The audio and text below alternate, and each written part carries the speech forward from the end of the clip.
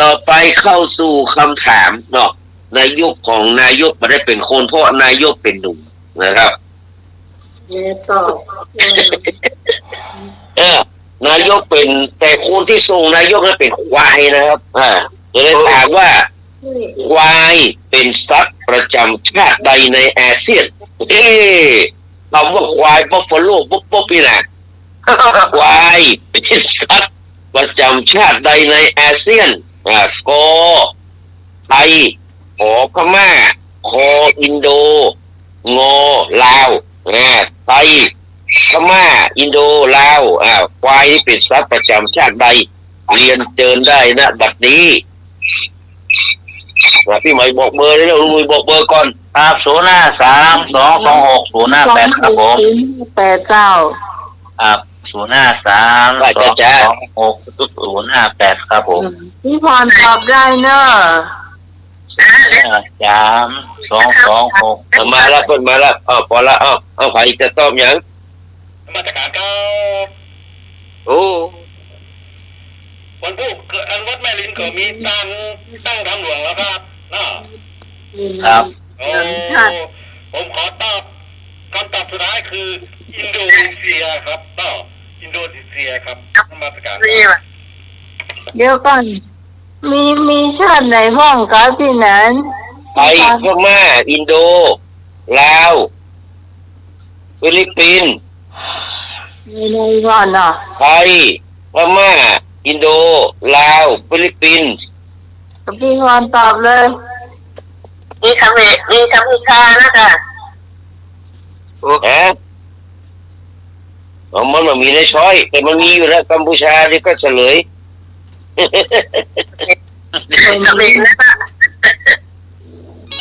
เพราะว่ามันต่างกันไทยพม่าลาวไทยพม่าอินโดลาวฟิลิปปินส์อินโดน้องตอบไทยพี่สวยของสัตว์ไทยเราไปจะต้องแหมมาจนแล้วครับพี่พรตอบเลยน้องลาวเนี่ยเขาตอบลาวว่าเขาว่าลาวลาวที่จ้าที่ไหนสวัสดีครับทุกคนครับจ้าต่อไปมาพี่พรตอบไทยจ้าพี่วันไทยเนาะมาใครจะตอบแหมเจอเลยครับ205322658ครับตอบอินโดนีเซียครับอินโดนีเซียเนาะนี่พวกแหวนภาษาพวกพออินโดเนาะอินโดนีเซีย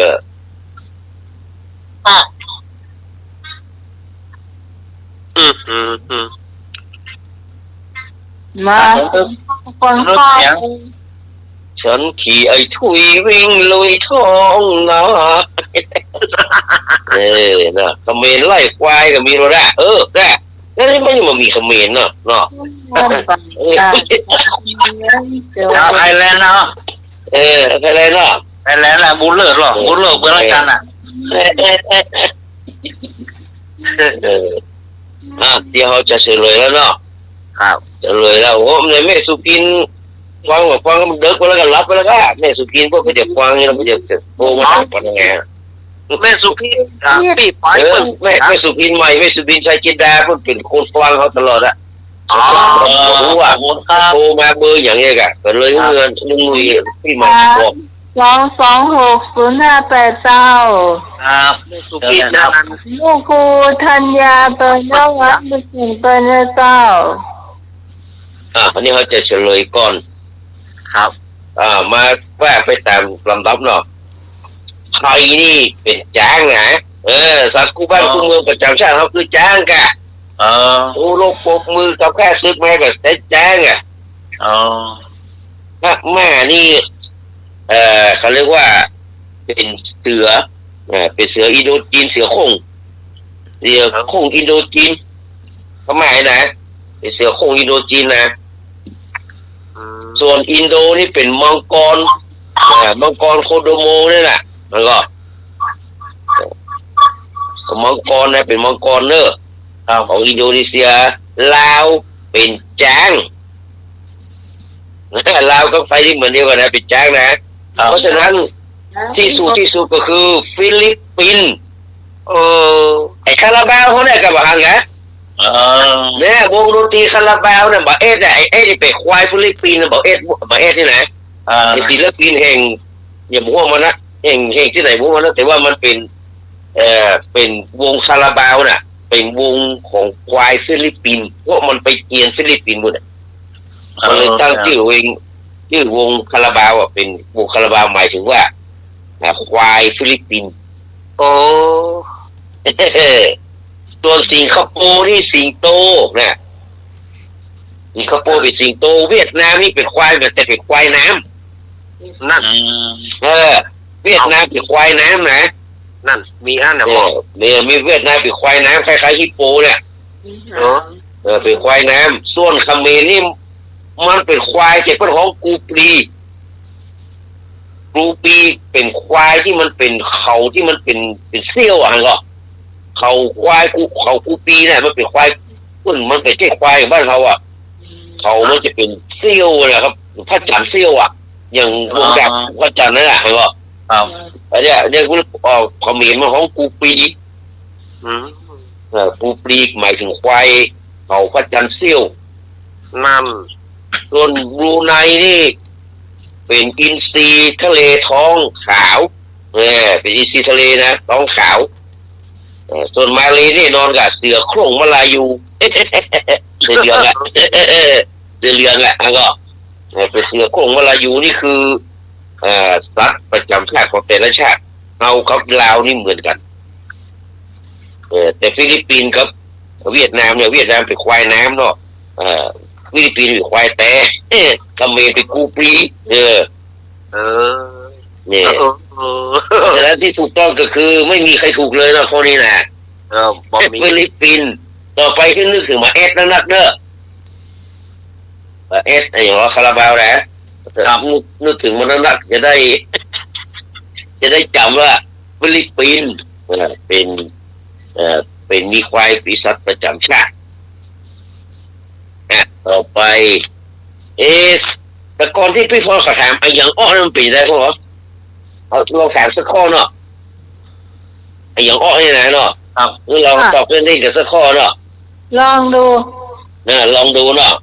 อย่างอ้ออย่างอ้อแน่งอคออ่อนกินก้อนตึงวันอย่างอ้อแน่งอคออ่อนกินก้อนตึงวันอะไรจะออกมาเลยแน่งอคออ่อนกินก้อนตึงวันแน่งอคออ่อนกดตึงวันแน่งอคออ่อนกินก้อนตึงวันกระบวยตักน้ำพี่พรตอบว่าปลาทู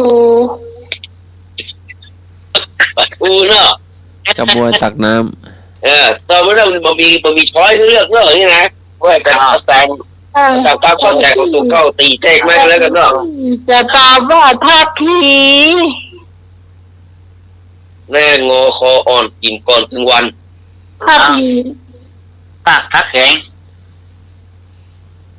ถูกต้องปากกับจ้อมเลยกันเนาะแล้วที่ร้านก็ยังได้กินปลาทูเลย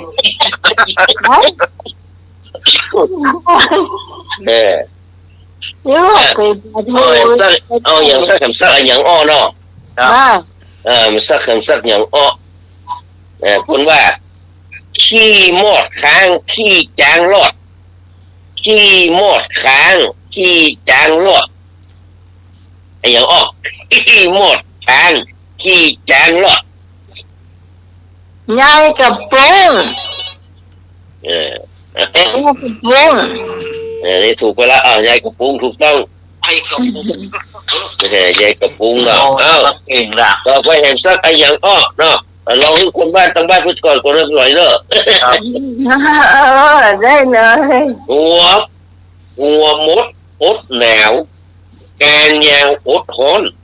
ปวดท้องอันนี้ครับ หัวมดอดหนาวแกงยาวอดฮ้อนเอา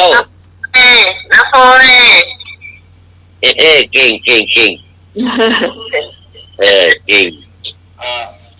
ต่อไป หนาวครับ เข้ามาสู่วันนี้ละเอาหมอของปากของคอพอละ ปากเลยกัน เนี่ยป้ากับน้ำบวยน้ำบวยนี่มันอดหนาวอ่ะป้ามันอดฮ้อนแกงยาวกลัวเยอะแหละข้อต่อไป ข้อใดหมายถึงนกเด้อข้อใดหมายถึงนกที่มันบินอยู่นะกอไก่สสิธรขอไข่ทินกรคอควายมัตยางองูทิชากรอันนี้คือนกสสิธรทินกรมัตยาทิชากรอะไรหมายถึงนกนะมาอีกไม่นั่นน่ะพ่อน้องใครจะตอบมา มาตรการการ อ๋อการตอบสุดท้ายคืออย่างงองูครับ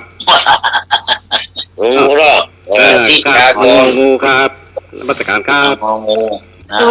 0322600589ครับ เข้ามาได้เลยตอบเลยเจ้าที่ความตอบได้กับข้อนี้มัธยาคือปลาเจ้ มาพูดว่าพิษมันต้องเลย ที่คนจะตอบเป็นยังก็ ขอไข่คอควายงองู มัธยา มัตยาเหรอตัวต้องมัตยาเนาะ เจ้า ใครจะต้องแฮมนะใครจะต้องแฮม อ้าวพ่อต่อให้นักวิ่งนี่ปลาบัว พี่ก้อนมา ต้นเปา ไอ้เลิกมา ไม่ย่อยหรอกสันทรายนี่เสียงมือแล้วนะ เอาวันโอ้ไข่นะครับเนี่ยนะโอ้ไข่ขอไข่ครับเอาเนี่ย ขอไข่ทินกรเนาะ ครับ ข้อไข่ครับ ครับเอาเนี่ยเดี๋ยวน้ำมันห้องมาแฮมนี่จะเฉลยละ ก็ใกล้ยังมีให้เอาจนเนอะ เชิญเลยครับ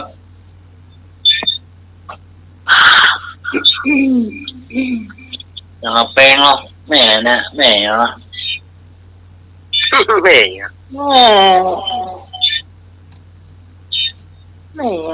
เรือนคำ ไม่เรื่องคำเรือนคำที่มาตักน้องตอน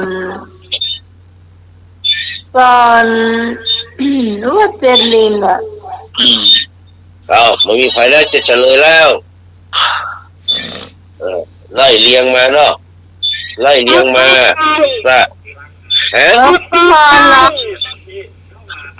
เขาอย่างว่าขอไข่เราก็ไก่เนาะเลยขอไก่สสิธรแปลว่าเดือนสสิธรแปลว่าเดือนเลยเดือนเลยทินกรแปลว่าตะวันหรือว่าผู้ทำให้เกิดกลางวันคอควายมัตยาแปลว่าปลาเพราะฉะนั้นที่ถูกต้องแม้ในมหาสมัยสูตรทิชาวิสุทธาจักขูทิชากรคือนกเป็นสัตว์ในมีพระปานนะที่ใช้นะแต่มันแท้ เพราะฉะนั้นใครชื่อที่ชาก็คือนกนั่นเอง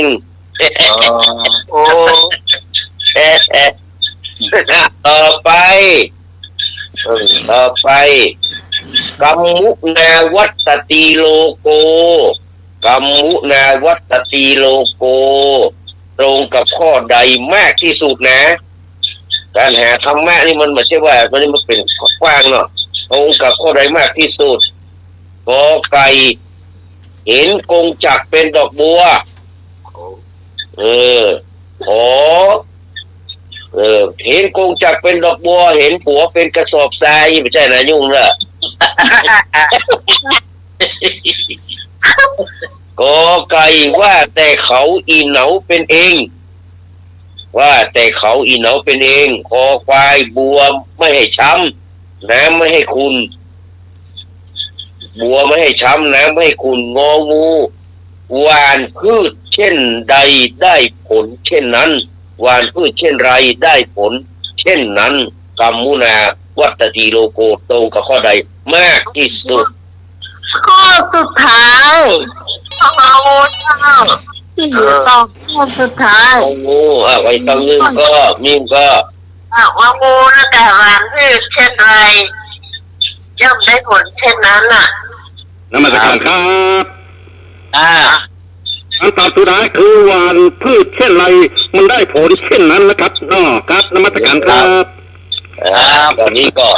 โอเคตามนั้นเนาะเพราะว่าสัตว์โลกย่อมเป็นไปตามกรรมอยู่เนาะทำกรรมอย่างใดก็ได้อย่างนั้นเนาะยาที่สังวัปเตปีทีชังตาที่สังละปเตพลังกัญญานกาลีกัลยานังปาปะกาลังจัปปาปะกังเนาะผู้คนหวานพืชเช่นไรได้ผลเช่นนั้นทำดีได้ดีทำชั่วได้ชั่ว แน่นอนนะ ฮัลโหล แล้วก็ถามว่านายกรัฐมนตรีที่ต้องแต่งตั้งจะต้องได้รับความเห็นชอบจากบุคคลใดดังต่อไปนี้นายกรัฐมนตรีต้องได้ที่ได้แต่ที่จะต้องแต่งตั้งจะได้ต้องได้รับความเห็นชอบจากบุคคลใดดังต่อไปนี้กอไก่รัฐสภาขอไข่สมาชิกสภาผู้แทนราษฎรขอควายวุฒิสภางองูพระมหากษัตริย์จอจานไอ้หุนเซน ฮัลโหล จอจานไอ้หุนเซนเจ้า ยังมี เจ้า มี ฟั ค ง นเซ็นฮัลโหล เจ้าแม่หยัง แม่สุพินเจ้าข้าวข้างางูเจ้า เราจะมาจัดการหลายอันเนี่ยเอาว่ากันเอา งองูเนอะ เจ้า เจ้า อัน เอา นี้ เอาไปเอางูเหรอ แม่สุพินเอางางูพี่หนาน สุพินนี่ โอ้มาแล้วมาแล้ว สุพินเนี่ยใช้จินดาได้ป่ะ แม่แล้วเจ้า โอเคสวัสดีแม่ไว้แม่เอามหากษัตริย์เนาะ เอา เอาคุณเต้นกับเจ้าได้เนาะ โอ้สมาชิกใหม่โทรมานี่ เนี่ยไม่สุพินใช้จินดา เจ้า ตอบพระมหากษัตริย์ เจ้าพี่พรแล้วพี่พรตอบข้อไหน นมัสการครับการตอบสุดท้ายคือพ่อหลวงเฮาเนี่ยครับเนาะพ่อหลวงครับนมัสการครับ มันมีพ่อหลวง ใครตอบไม่แอมมา เจ้าวุฒิสภาเจ้าพี่สองเจ้า มีสองผู้ที่สภาเนาะ พระงูเจ้า พระมหากษัตริย์ มหากษัตริย์เนาะเจ้า ครับผมขอบคุณครับ ใส่ใจพี่พร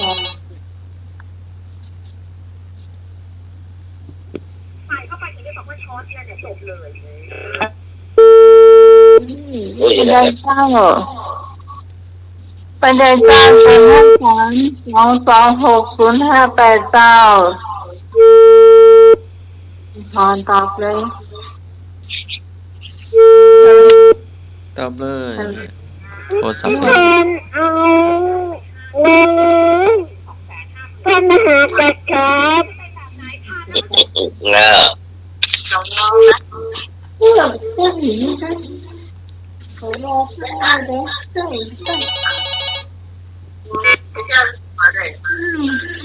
ครับผม อาจารย์สมาข้อที่สองเขาว่ายังไงนะ ทั้งทุนเก้ากับได้ทำงานแน่นอน ข้อที่สอง นายกรัฐมนตรีต้องแต่งตั้งจากผู้ใดกอไก่รัฐสภา ได้ยิน ขอไข่สมาชิกสภาผู้แทนราษฎร กัน ขอควายวุฒิสภาขอมองงูมหากษัตริย์จอจานให้ฮุนเซน พี่พรตอบเลยพี่พรไหนล่ะ ที่มันมาพร้อมกันนี่ก็มันตีกันสองกระเพาะเหมือนตองสายพี่พรอยู่ในสายนี้จ้าถ้ามหากษัตริย์จ้า เอาเฉลยเนาะ จ้า เฉลยเนาะข้ามหากษัตริย์นี่เพิ่นเอาไว้พุ่นทรงพระปรมาภิไธยทรงวันนี้คนที่แต่งตั้งนั้นคนที่หันชอบก็คือสมาชิกสภาผู้แทนราษฎรต้องได้รับก็บอกก็ยกมือก็นั้นยกมือตลอดอย่างนั้นแหละถึงงูเห่างูเขียวงูดินงูทรายเต็มมันเพราะฉะนั้นแต่ก่อนเนี่ยเมื่อปีก่อนหน้านั้นที่สมัยอุ้งอิงสมัยเศรษฐาเนาะสมัยประยุทธ์เขาเนี่ยมันจะต้องเอาถึง2 สภาเลยเพราะว่ามันเป็นบทข้อการสมาชิกวุฒิสภาสามารถเลือกชัยสอนศิริเนี่ยเป็นคนเสนอไปเนี่ยแต่นี่รัฐมันนี้มันบทเฉพาะการไปแล้วก็เหลือแค่สสอย่างเดียวที่ต้องได้หันชอบแล้วก็เสนอลงพระปรมาภิไธยขึ้นทุนเข้าทุนกระหม่อมเนาะเนี่ยพวกนี้ลงมาพระมหากษัตริย์นี่เป็นอยู่เหนือการเมืองจะมายุ่งเรื่องการเมืองเพียงแต่ว่าไอ้คนที่โปรดเกล้าต้องรับผิดชอบคนที่โปรดรับพระราชทานโปรดเกล้าก็คือประธานสภาผู้แทนราษฎรประธานสภาผู้แทนราษฎรคือวันโมตัวว่าต้องรับผิดชอบนะต่อไป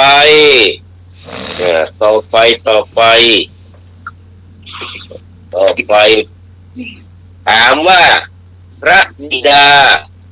แห่งวิทยาศาสตร์และเทคโนโลยีคือใครพระบิดาแห่งวิทยาศาสตร์และเทคโนโลยีคือใครหรือกับพระมหากษัตริย์องค์ไหนนะ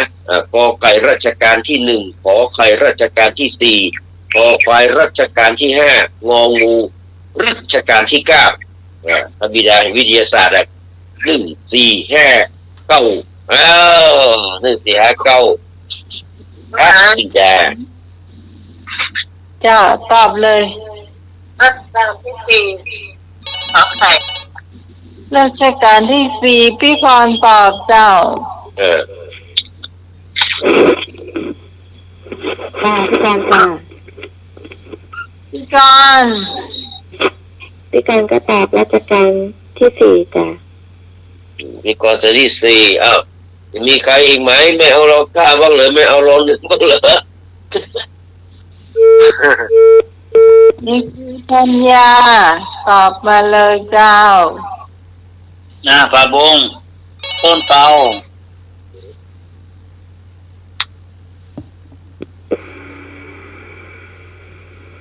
สวัสดีเจ้านมัสการครับคำตอบสุดท้ายคือรัชกาลที่9ครับน้อครับพ่อหลวงเฮาเนี่ยครับน้อครับนมัสการครับเฉลยครับเฉลยก็ถูกต้องตามนั้นก็เฮาเรียนมาตั้งแต่เมื่อนั้นที่ว่าก็ที่ประจวบคีรีขันธ์ที่พระองค์รัชกาลที่4เนี่ยนะพระสมเด็จพระจอมเกล้าเนาะที่เพิ่นเอาใจกล้องวิทยาศาสตร์ส่องดูดาวเนาะตอนนั้นเนาะนั่นก็คือรัชกาลที่4ต่อไปเอาข้ามศาสนาสักหน่อยนึงก็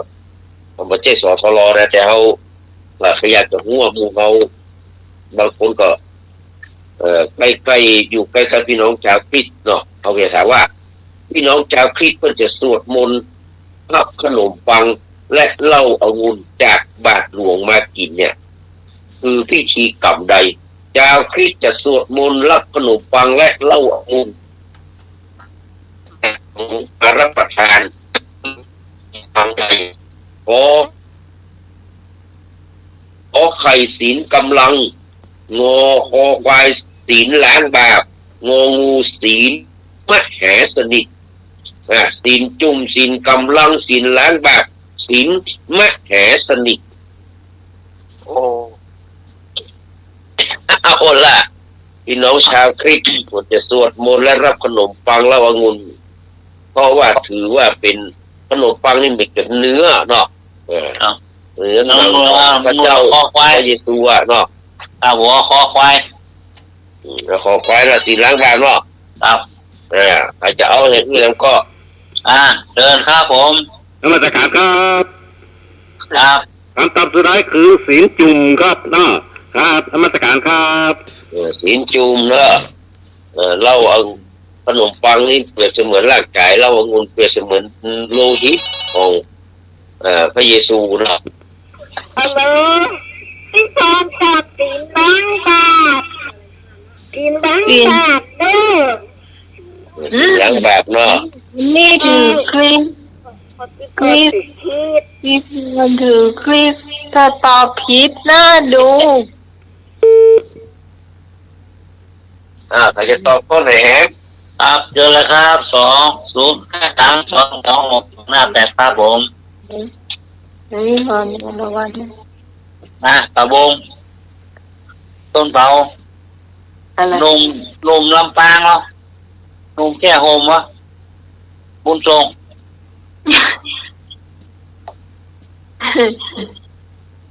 ฟังแล้วให้หัวอยู่นั่นนะนี่เหรอตอบแรกถึงหรือยังถึงบ้านแล้วยังครับถึงแคมป์แล้วเฉลยเนาะครับเฉลยคือศีลมหาสนิทไม่ใช่ศีลล้างบาปนะศีลล้างบาปกับศีลจุ่มคืออันเดียวกันก็คือศีลล้างบาปหรือว่าศีลจุ่มเนี่ยเป็นการชำระล้างบาปที่ตั้งแต่ที่ติดตัวมาตั้งแต่เกิดมาเนี่ยนะเอาไว้สำหรับสมาชิกใหม่เราเข้าไปนี่แหละส่วนศีลกำลังก็คือเป็นการว่าตอกย้ำความนับถือเสริมศีลล้างบาปให้มันมั่นคงยิ่งขึ้นเพราะนั้นศีลที่เจ้าคิดเป็นอย่างนี้คือศีลมหาสนิทสนิทไม่มีใครตอบถูกเลยครับเอาตัวแน่นอนนะเนาะแน่นอนนี่แต่ก่อนที่พ่อเขาก็ไปแล้วเพื่อนว่าจ้างบินแล้วก็ว่าจ้างบินคิดค่ะได้กี่ขนมไปอยู่ไปนี่เพิ่มกันนะไปมั่วแล้วเพิ่มกันนะขนมมากก็ขนมมันนักใช่ว่ามันมีขนมเอาเลยไปหมดเขาแต่นะขนมจ๊อกอะไรทุกบ้านเขาว่าเป็นขนมเขาเนี่ยเป็นขนมเมืองเนาะขนมวัดเนาะแต่ขนมโบราณที่เป็นขนมทันสมัยนะก่อนนะเขาก็แก่แก่งหกเขาก็แก่คนนึงเขาก็แก่อย่างขนมจ๊อกกันเนาะเขาก็มาตั้งโบสถตั้งโบสถ์พวกกับมีขนมใหม่ๆแล้วขนมฟังขนมอย่างเงี้ยได้กินได้แม่นะนี่องุ่นไม่อยากกินเนาะโอ้ไว้เพื่อกายแล้วเป็นอ่อนเนาะได้หมดเลยไปคิดสะพูดต่อไปคำสุภาพคำสุภาพของหมามุ้ยหรือมันเหยืองเนี่ยคืออันใดคำสุภาพของมันเหยืองหรือว่าหมามุ้ยคือข้อใดขอไก่เถาสุนัขมุ้ยขอไข่เถามุ้ยหรือเถามุ้ยนะคอควายเถาเครืององูเถาไม้คำสุภาพของมันนะอย่างผักบุ้งเนี่ยคำสุภาพของผักบุ้งคือผักทอดยอดเพราะนั้นคำสุภาพของมันเหยืองคือข้อใดเถาสุนัขมุ้ยเถามุ้ยเถาเครือเถาไม้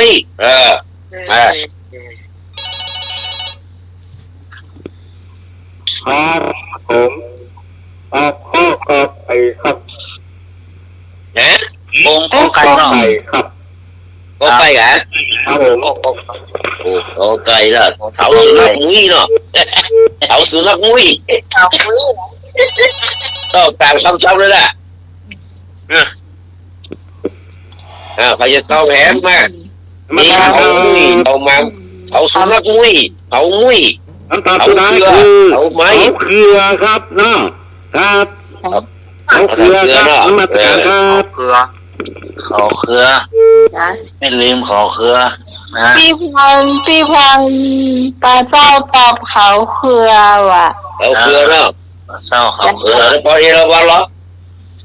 วันเดียววันเอาอย่าง ตอบเถามุ้ยจ้ะ ก้อนเขามุ้ย เถามุ้ยเต่าไห้เขามุ้ย เดี๋ยวพี่พรปลาเจ้าตอบเขาเครือ ไอ้สายจะเฉลยละว่า จะได้ยินคำเด้อ เอาข้างงู เอาไหมเนาะ เจ้า ครับโอม ต้องก็ ปลาบงเนาะ คำตอบที่ถูกต้องคือเถามุ้ยเนี่ยเถามุ้ยนี่คือคำสุภาพของมาเหยืองเฮ้ยก็เรียกว่าพระเจ้าสร้างกูสิ่งกูอย่างว่าแล้วพระเจ้าสร้างมันเหยืองมันยังเหยืองวะ สมัยก่อนมันมีแต่รู้ว่าเดี๋ยวมาหันมีเนอะ โอ้เป็นยาเนอะเป็นยาเนอะครับผมเพิ่นว่าเป็นยาเนอะบางอย่างก็แบบหรือว่าพลิกวิกฤตให้เป็นโอกาสเนาะ ครับคนเมืองเขาเหมือนแห้งเนาะ แม่นต่อไปใบประกอบวิชาชีพครูเนี่ยเพิ่นฮ้องอะไรอย่างใบประกอบวิชาชีพครูเพิ่นเรียกว่าอะไรกอไก่วิทยาฐานะครูขอไข่ตั๋วครูคอควายบัตรประจำตัวครูงองูใบอนุญาตขับขี่รถของครูนะใบประกอบวิชาชีพเรียกว่าอย่างวิทยาฐานะครูตัวครูบัตรประจำตัวครู พี่พรได้ยิน ใบอนุญาตขับขี่รถของครู เจ้าพี่พรตอบกอไก่ วิทยาฐานะเนาะ พี่พรตอบกอไก่เนอะ คำตอบสุดท้ายคือวิทยาฐานะครับเนาะครับนมัสการครับ มาแล้ว สอง แพ้กอไก่ กอไก่สองใครจะไปเขาขี่โยมมาขึ้น เอาไก่เจ้า ครับกอไก่เนาะครับผม เจ้าปลาบงเอาปลาไก่เจ้า ครับครับปลาบงกอไก่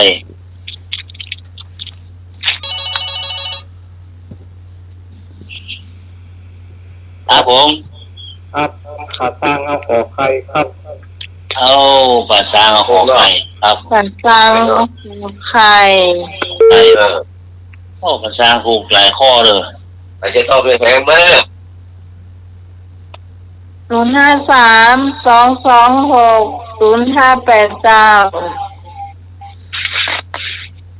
จดไว้เนอะหมายเลขโทรศัพท์สำหรับแฟน จะเลย ไม่ เลยละเลยละข้อที่ถูกคือขอไข่เรียกว่าตั๋วครู ฮะ เรียกว่าตั๋วของครูเนี่ยใบประกอบวิชาชีพนี่นะเพื่อนครูบอกว่าเรียกว่าตั๋วครูเนอะ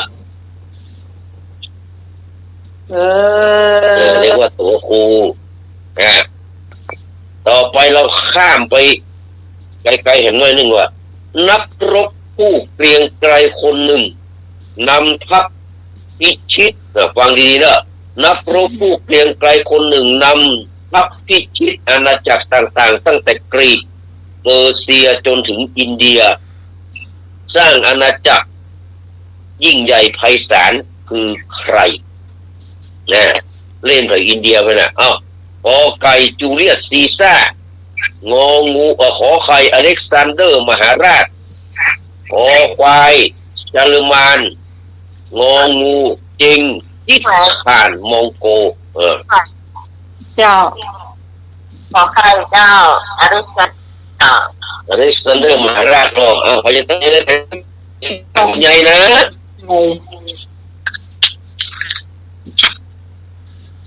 มีความตั้งใจเนี่ยสวัสดีเจ้าดาวเอาข้างงูจ้ะ พี่กอนงูเนาะ งูจ้ะ เจ้า เจงกิสคานลุกไปที่ไหนเนาะเราเรียนสไปเนาะครับ เอาข้อขอใครนะเจ้า ขอไข่เนาะ ขอใครนอก เจ้าจ้ะ ตามองค์ ไข่ขอไข่ เจ้า ห้อง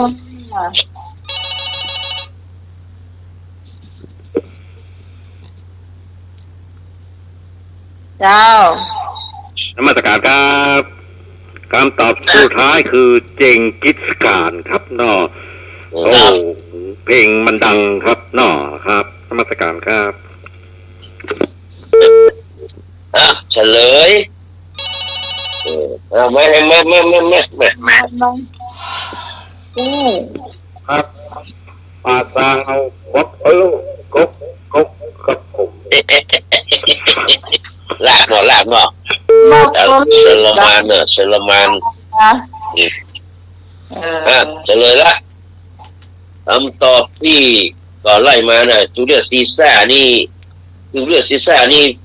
เป็นการสิ้นสุดสาธารณรัฐโรมันนะเองเหมือนกันแต่ว่าถูกรอบสังหารไปข้ามไปเขยพวกนี้กันไปถึงที่หมู่วันไหนวะรีบเนี่ยหมู่อย่างนั้นจักตี้เนี่ย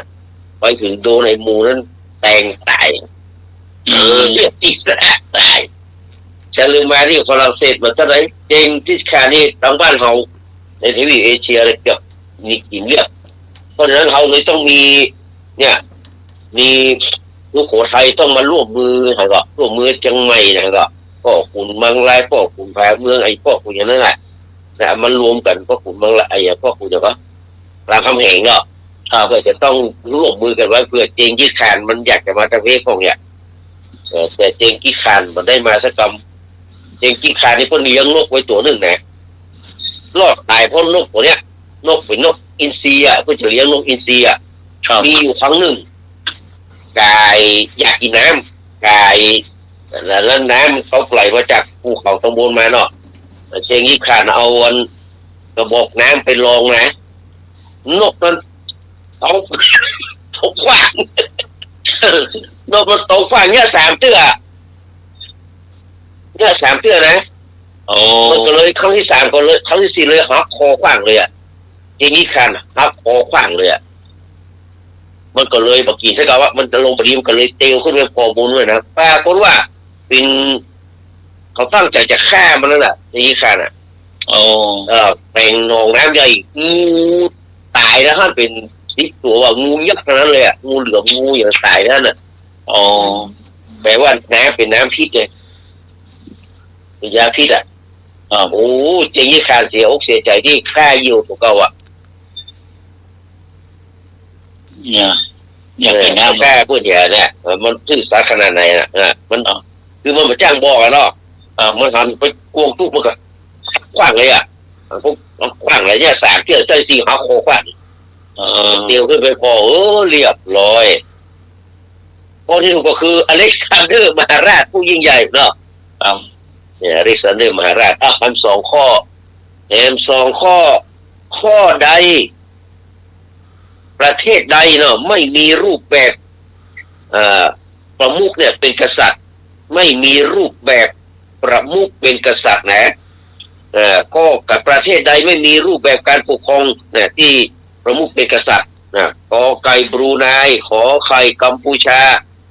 คอควายอินโดนีเซียจอจานมาเลเซีย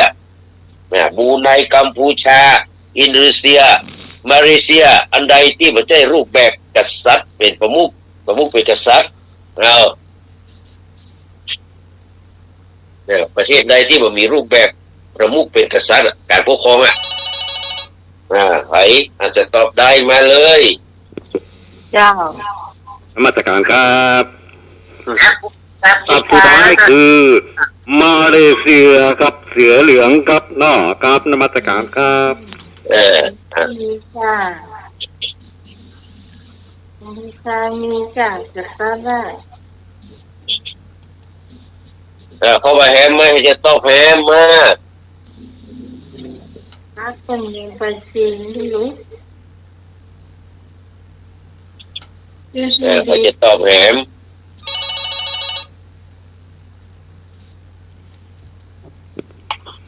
ครับผมอินโดเซียครับผม นี่ไอ้คงรอบ ครับแม่นแล้ ไอ้ วครับ จีน อินโด อินโดนีเซียเนาะจะมีใครมาโทรแฮมก็พี่พอเอราวันระดับไปแล้วแม่สุพินข้อเดียว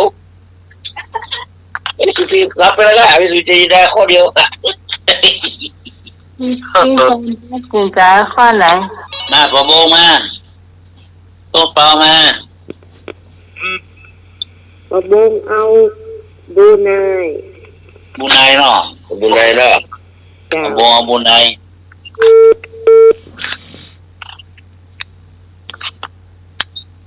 ไม่ย่อยดักปิ้ง ไม่ย่อยอันปีสะพายปนเสียครับ เอ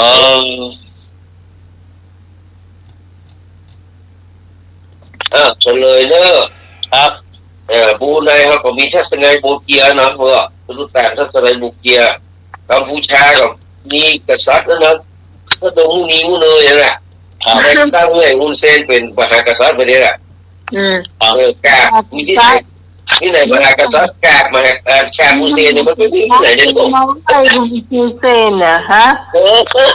ลงไปอยู่นะ ส่วนมาเลเซียก็มีสุลต่านเนาะมีกษัตริย์เหมือนกันนะครับ ที่ก็มีคืออินโดนีเซียถูกต้องคอควายนะครับให้ผมถูกเนาะต่อไปแห่งข้อหนึ่งเนอะข้อสุดท้ายละข้อสุดท้ายข้อใดไม่ใช่องค์กรอิสระตามรัฐธรรมนูญข้อใดไม่ใช่องค์กรอิสระตามรัฐธรรมนูญกกตกไก่นะกี่กระตุ้ยนะกกตขอไข่ปปงขอควายคอตงปงงูปสมกกตปปงคอตงปสมข้อใดไม่ใช่องค์กรอิสระตามรัฐธรรมนูญหัวคุณเนี่ยไร พี่หนุ่มเพื่อนเนี่ย ไร ทำไมนี่มันอาสอนหย่อหรอ สอนย่อ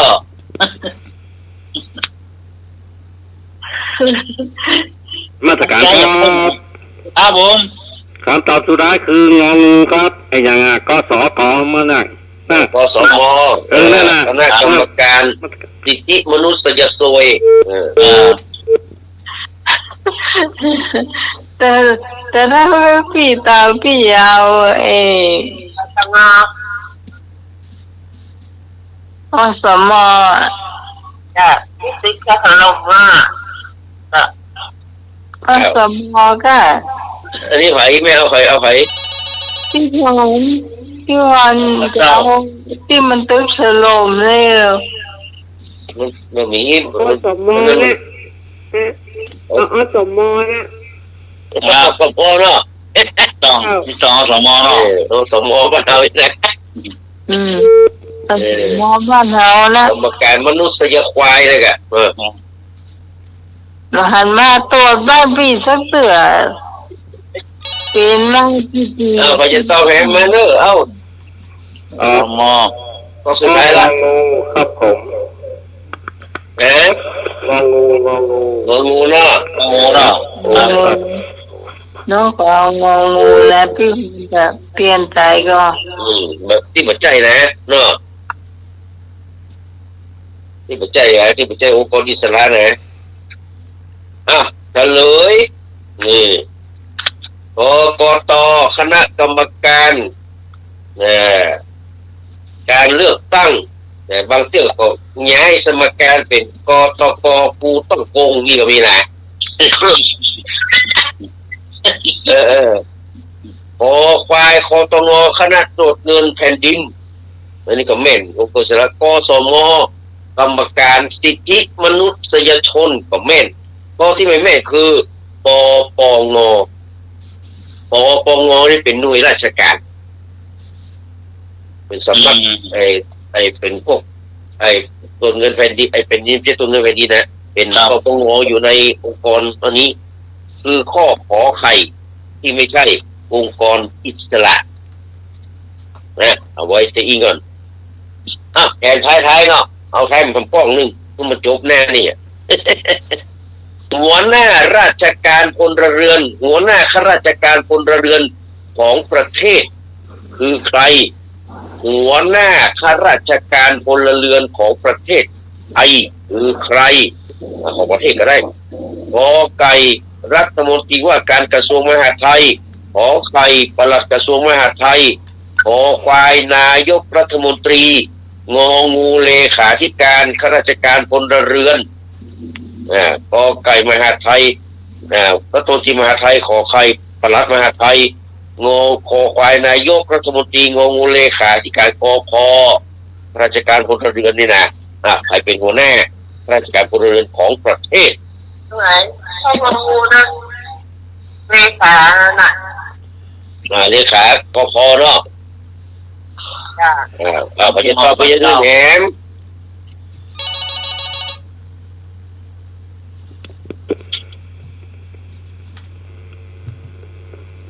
ครับผมนมัสการครับคำตอบสุดท้ายคือปลัดกระทรวงมหาดไทยครับน้อครับนมัสการครับ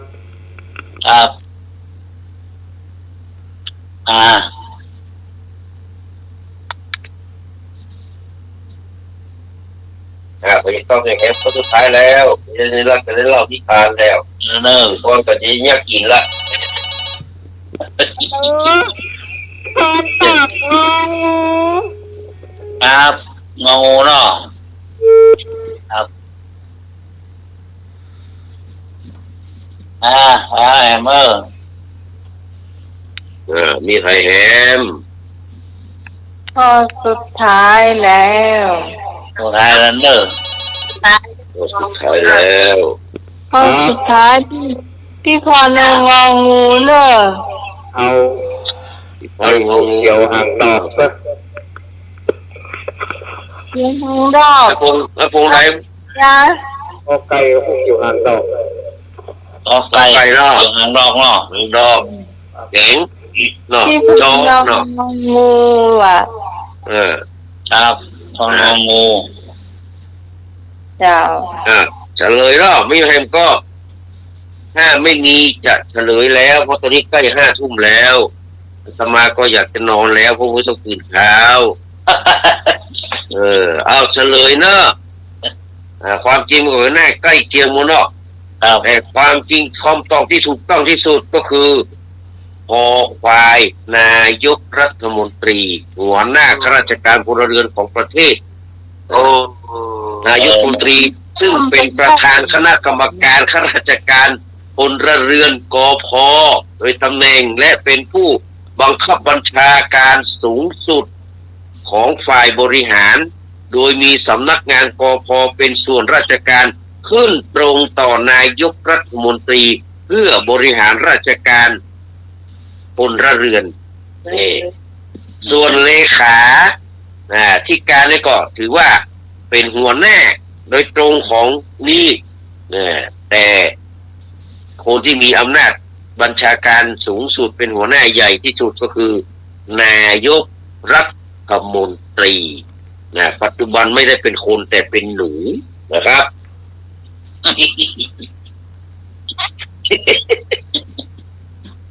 ก็พอหอมปากหอมคอเนาะวันพรุ่งนี้ยังมันเนี่ยถ้ามันติดมาเจ้ามาถึงสักทุ่ม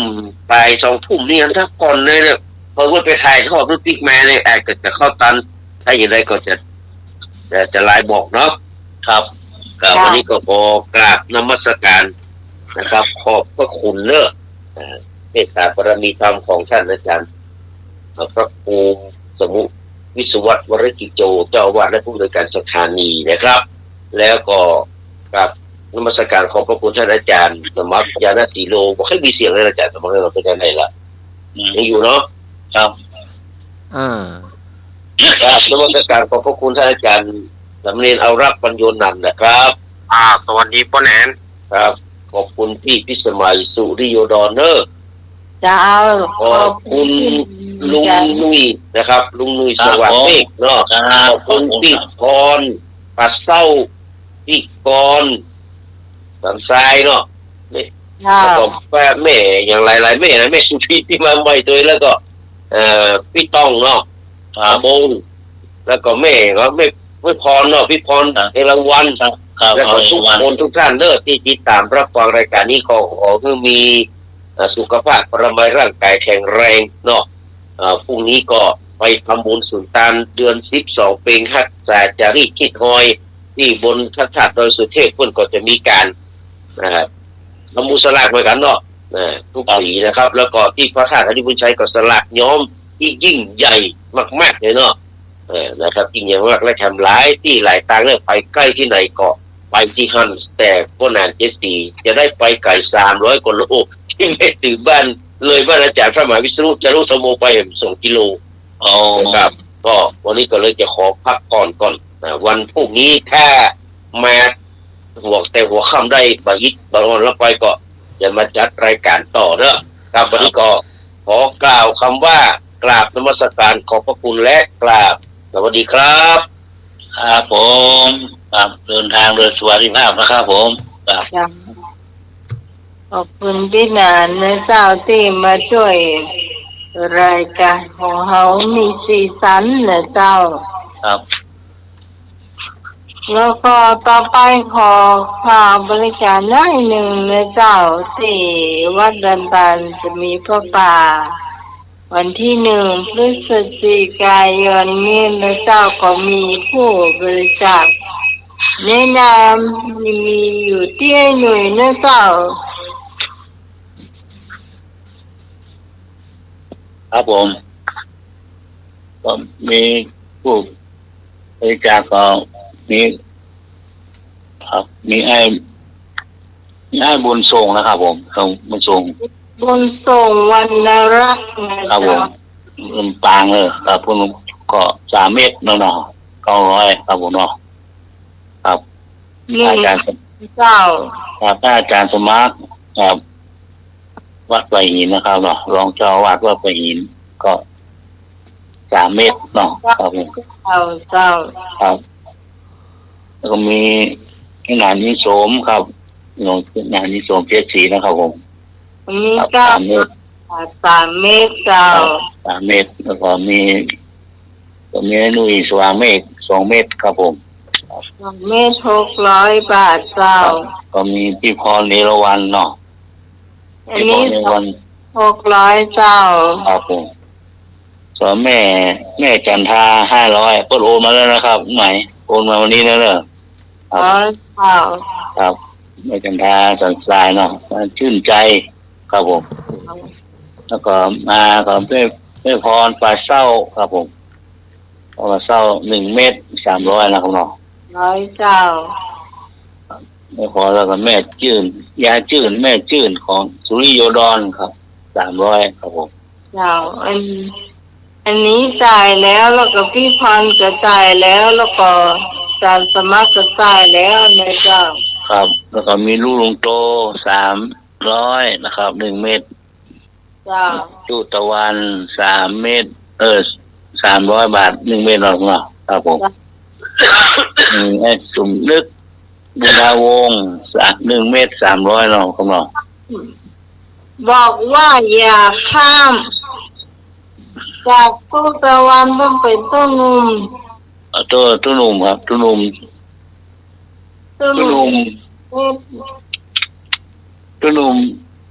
2 เมตรเนาะ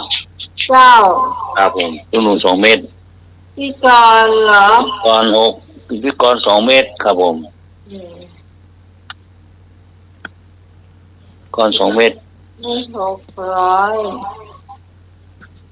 ก่อนน้องใหม่ก็2 เมตรเหมือนกันเจ้า ครับ600เนาะ ให้เจ้า ครับผมขอบคุณทุกท่านทุกคนนะครับ ร่วมกันทำบุญครับวัดดอนตันเนาะครับผม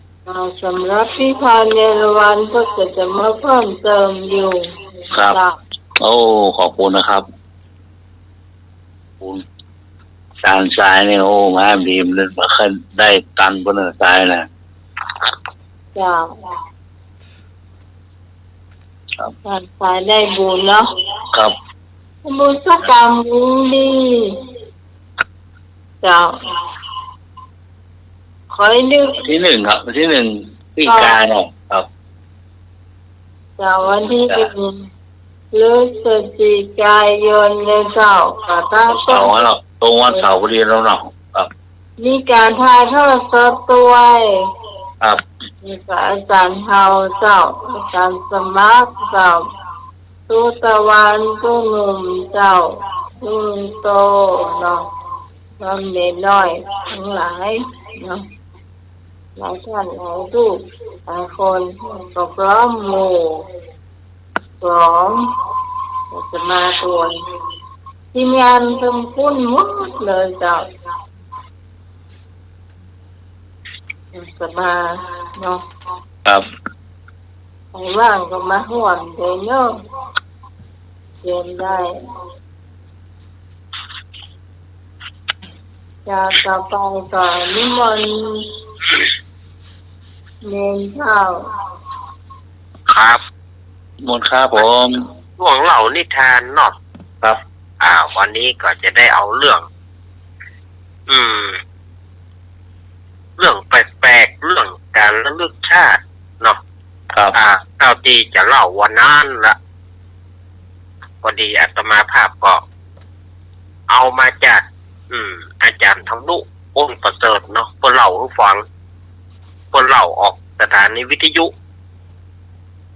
เสียงธรรมสีจอมตองเพื่อเอามาออกแล้วอาตมาก็เอามาถ่ายทอดต่อศรัทธาญาติโยมว่าเรื่องนี้เป็นจะไดก็คือว่า เรื่องนี้เป็นการระลึกชาติ การระลึกชาติเนี่ยมันจะน้อยคนนักที่จะรู้ว่าชาติก่อนเป็นจะไดที่จะได้ระลึกออกมา ก็มีในป่าแห่งหนึ่งนะในป่าแห่งหนึ่งเนี่ย มีสาวน้อยนะมีละอ่อนสาวคนหนึ่งชื่อว่าหวานคำหวานคำเนี่ยเป็นสาวประมาณอายุ15-16ประมาณนั้นนะหวานคำนี่จะไปวัดกับพ่อแม่แล้วก็ยายเป็นประจำมีอยู่คืนหนึ่งสาวน้อยหวานคำเนี่ยได้ฝันว่าตัวเก่าได้เกิดมาเป็นแมวนะฝันว่าตัวเก่าเนี่ยเกิดมาเป็นแมวเป็นลูกแมวน้อย อยู่ในบ้านของเศรษฐีคนหนึ่งซึ่งเศรษฐีคนเนี้ยเป็นเศรษฐีหนุ่มยังเป็นโสดอยู่ แต่ว่าเศรษฐีนี่ก็ฮักแมวน้อยเนี่ยฮักขนาดมีอย่างก็เอาให้กินเนี่ยจ้ะอุ้มไปอุ้มมาอยู่ตลอดเวลา ระวังเป็นคู่เนอะเป็นคู่หรือว่าเป็นหอบนี่นะแต่ถ้าญาติโยมเนอะอุ้มแมวนักอุ้มแมวหนานี่ระวังเป็นคู่เนอะ อันนี้ก็ แมวตัวนี้ก็ฮักเจ้านายเนี่ยค่ะเจ้านายก็ฮักแมววันหนึ่งเนี่ยส่งเสียงเมียวเมียวเนาะหมายถึงนายจ๋านายจ๋านายพวกก็จะลูกหลังลูกหัวนะเอาอย่างคือกินเอกะแต่มีอยู่วันหนึ่งเศรษฐีคนนี้นัก แฟนไว้ เศรษฐีคนนี้นะนัดแฟนไว้แฟนก็จะมาเอี่ยว ก็เลยบ่ได้สนใจเมียวน้อยนี่สักคำเมียวน้อยก็ส่งเสียงเมียวเมียวนะมาถึงนายจ๋านายจ๋าหิวจังนายจ๋าอีกแล้วเนาะส่วนว่าเจ้านายก็บ่สนใจแน่กุลีกุจอเตรียมอาหารเตรียมอย่างเพื่อจะต้อนรับแฟนสาว ส่วนเมียวก็มา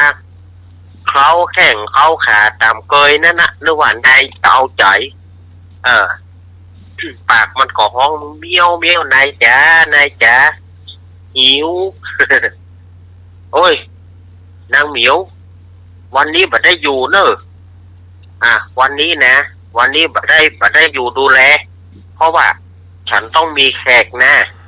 ไปอย่าไปมายุ่งนี่เมียวน้อยตัวเนี้ยก็ห้องอยู่เมียวนายจ๋านายจ๋าแต่เจ้านายก็บ่สนใจนะ เจ้านายก็บ่สนใจแต่มีอยู่สักกรรมหนึ่งก็แฟนเปิ่นมาเมื่อแฟนเปิ่นมานายเศรษฐีนี่ก็ไปต้อนรับแฟนเหียทีนี้ก็ยกอาหารมาแมวก็อยากจะกินนึกว่าเจ้านายจะป้อนเธออย่างกูเตื่อเองก็ห้องเมียวนายจ๋าหิวจังนายจ๋าหิวจัง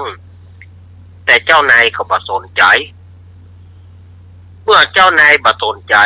แมวมันก็เลยขึ้นโต๊ะอาหารก็ทำให้แฟนสาวของเศรษฐีเนี่ยห้องวิทย์ห้องไว้ขึ้นว่าแมวมายุ่งที่นี่ฝ่ายเศรษฐีก็บอกคือคนใจว่า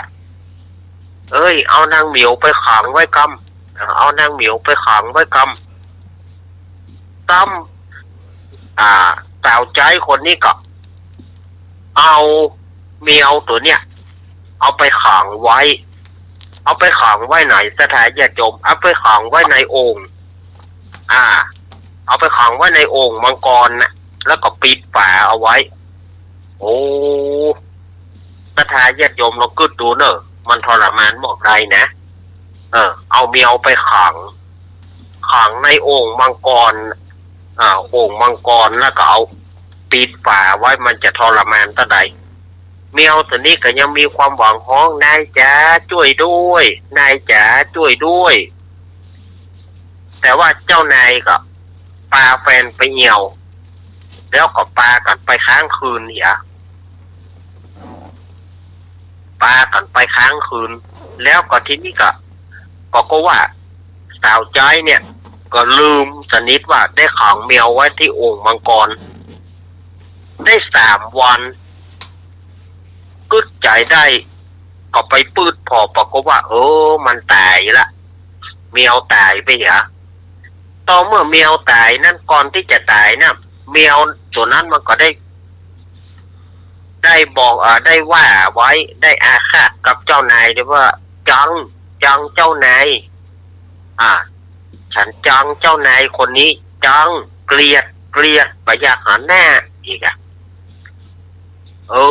พอเจ้านายคนนี้ปิกมาก็เสียใจแหละเสียใจที่แมวตายแต่ก็แก้เหนี่ยมาได้ละสาวน้อยหวานคำเนี่ยฝันมาถึงที่นี่แล้วก็สะดุ้งตื่น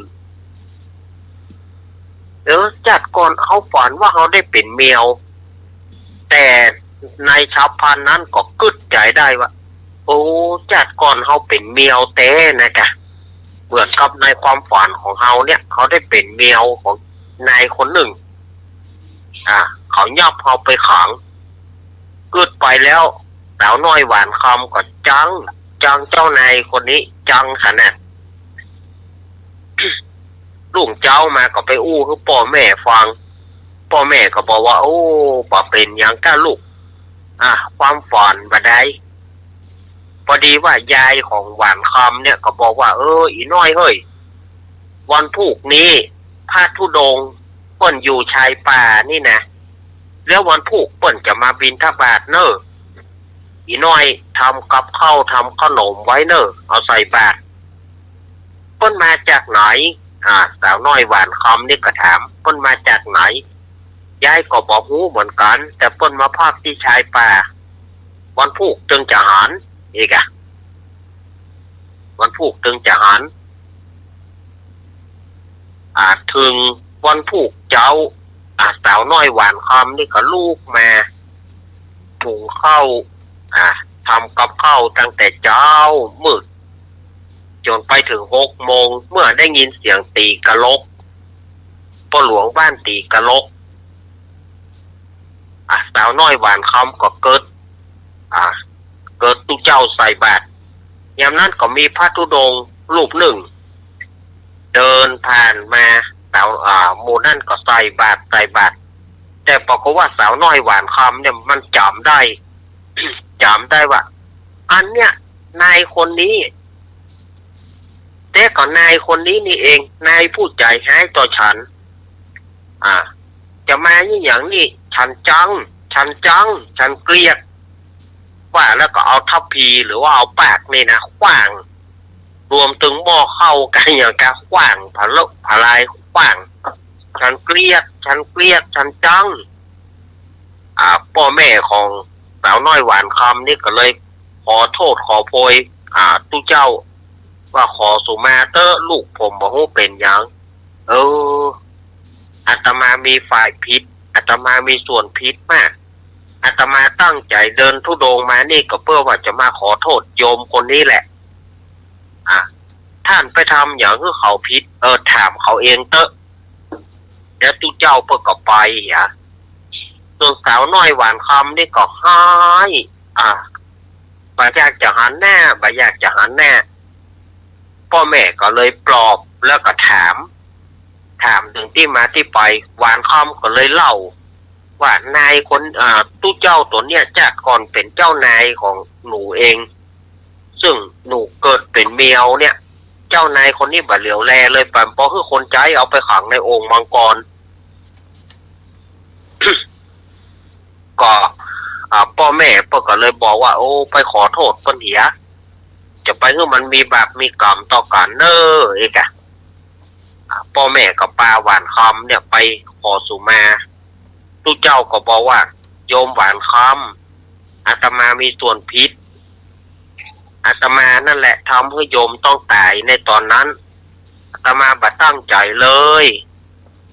ขอโยมเอาสิกรรมต่อกันนออาตมาผิดไปแล้วอาตมาเดินธุดงค์มาก็เพื่อว่าจะมาปะโยมเพื่อจะมาสารภาพผิดกับโยมนี่แหละสาวน้อยหวานคำก็อโหสิกรรมไปถือโทษกดเคืองอย่างแล้วก็ขอสุมาตู้เจ้าก็บอกว่าบัดต้องสุมาละเพราะว่าอาตังก็มีไฟพิษเหมือนกันก็เล่ามาถึงกันนี่เนาะสถานญาติโยมถ้าเฮาอาตมาขอวิจารณ์หน่อยหนึ่งว่าถ้าว่าเป็นอย่างตนตัวเฮานี่ถ้าเฮาจะโคตรเฮาควรจะโคตรคนใจมากกว่าเอาไปขังไว้ในโอ่งมังกรแล้วก็ลืมเนาะเอาไปขังไว้ในโอ่งมังกรแล้วก็ลืมถ้าเราจะโคตรเนี่ยเราจะโคตรคนใจคนนี้มากกว่าเอาไปขังไว้ไหนมาขังไว้ในโอ่งมังกรโอ่งหลวงในสถานญาติโยมปิดฝามันไปได้หายใจมันก็ตายกัน เนาะอันนี้อาตมาเอามาเล่านะเป็นเรื่องแปลกๆที่แม่กรเพื่อขอฟังไหมอาตมาขอมาเล่าเนอะวันพรุ่งนี้อาตมาภาพขอลา1 คืนเนอะสถานญาติโยมวันพรุ่งนี้พอดีว่ามันเป็นวันพระใหญ่เนาะก็ต้องได้เทศได้นำสถานญาติโยมนั่งกรรมฐานโดยสวดมนต์โดยอย่างโดยเมื่อคืนฉะนั้นพรุ่งนี้อาตมาก็หัวบัตรเนาะอาตมาขอลา1 คืนเอาไว้เสาร์อาทิตย์หน้าก้อยปากกันแต่วันพรุ่งนี้สถานญาติโยมที่จะฟังอาตมาภาพตี 3 ถึงตี 4เกิงก็บ่ได้ฟังเพราะว่ามันขัดข้องทางเทคนิคขัดข้องทางเทคนิคนิดหน่อยนะมันขัดข้องก็ยังจ่ายการมาได้เด้อเนาะ มันแจ้ว่าอย่างอ่ะเจเอาโทรศัพท์ตัวที่ใจออกวิทยุกุเตือเนี่ยใจฮับโทรศัพท์จากอาตมานะเจเอาโทรศัพท์ของตัวเก่าไปหาย เจเอาโทรศัพท์ของเขานั่นนะที่เขาเอาฮับโทรศัพท์จากอาตมาแล้วจู้หน้าใหม่นั่นแหละเอาไปหายต่อยเอากปะก็เลยวันนี้อาตมาก็เลยมาได้จัดรายการตอนภาคค่ำสักกัมเพราะว่าก็เลยนิมนต์ท่านมหาสมชาติจัดแตนไปเอาพรุ่งนี้ก็นิมนต์ท่านอาจารย์มหาสมชาติจัดแตนไปเพราะว่ามันขัดข้องทางเทคนิคนี้เนาะคืนนี้อาตมาภาพก็ขอลาสถาญาติโยมก่อนนอกพรุ่งนี้ก่อนจะได้ตื่นแต่เจ้าตรู่เลยสถาญาติโยมพวกกันจะได้มาที่วัดที่ว่าเนาะวันนี้วันพรุ่งนี้ไปทำบุญที่ไหนขอให้ได้บุญสมความมุ่งมั่นปรารถนาขอให้ได้บุญได้กุศลเหมือนขันจุผู้จุคนวันพรุ่งนี้จะทำบุญแก่ญาติก็ขอให้ญาติทั้งหลายได้มาอนุโมทนาบุญกับสถาญาติโยมที่จะไปทำบุญวันพรุ่งนี้ก็ขอบคุณท่านอาจารย์วิศวัตรวรกิจโยนะครับผมขอบคุณท่านอาจารย์สมัครครับผมขอบคุณโยมพี่สมัยผู้ดำเนินรายการลุงหนุ่ยเทรนเนอร์ผมมาสการครับอย่างครับทุกท่านก็อยู่ดีมีสุขคืนนี้ถ้ามารับเพื่อกับฟังรายการของเฮาต่อนะคืนนี้กับรายการของเฮาก็ยังเหลือทำประมาณ50 นาทีเนาะเหลือประมาณ50 นาทีก็ฟังรายการของเฮาต่อไปอาตมาก็ขอลาซะอีขอเจริญพรตุครับการจบแล้วครับแมวมาขังในโอ่งโอ้ยไม่มีเหลือแมวมาขัง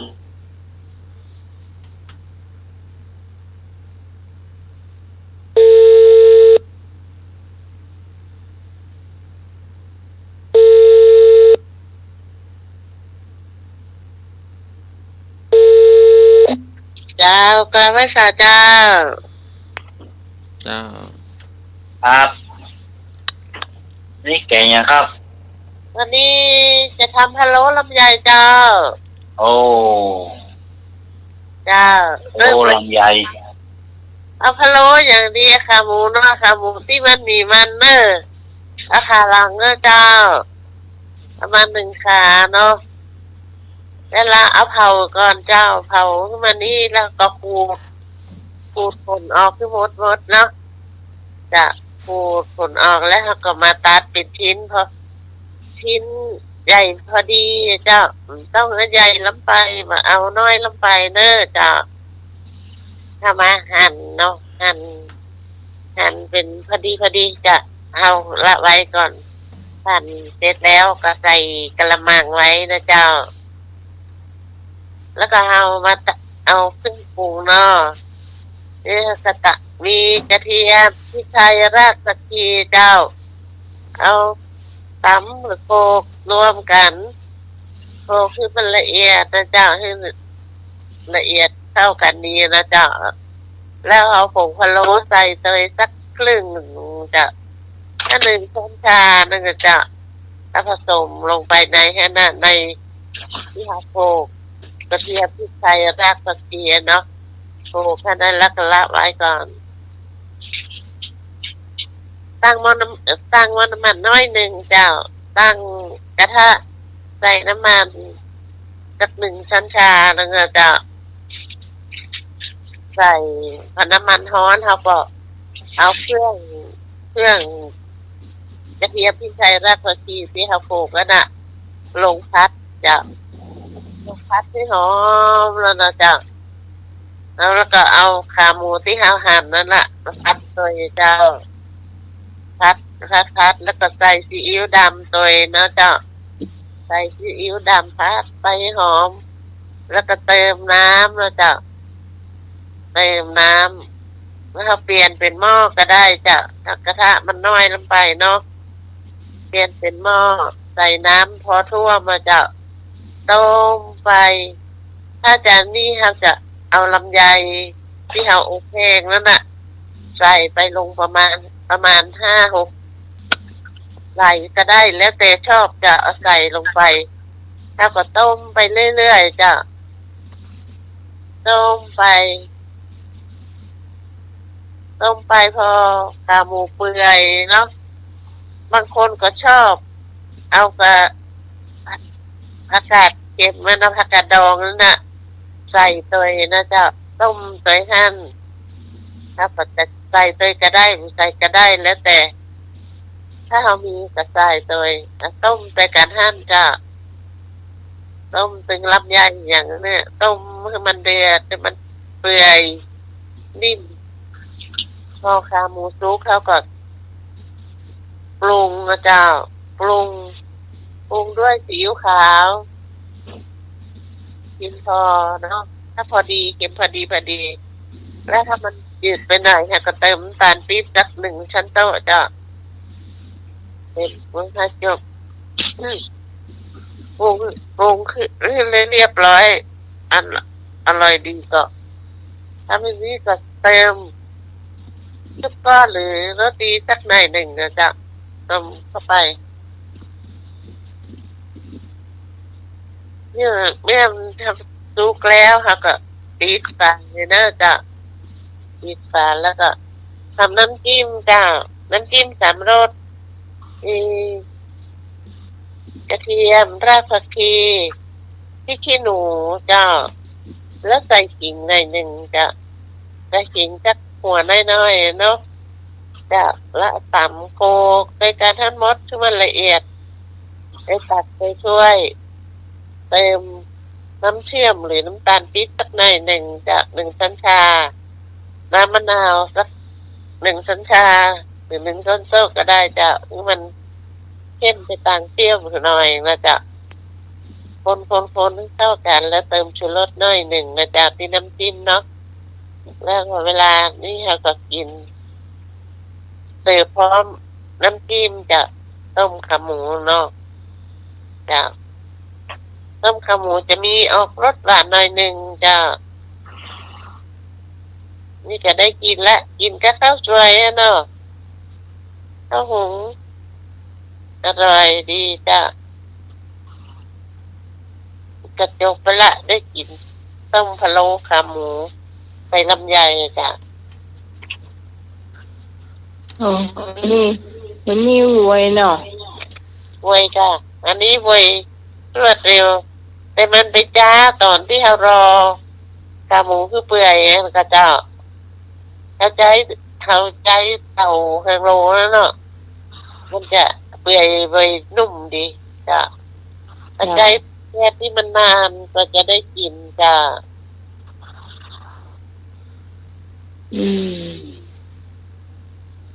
ต่อไปเป็น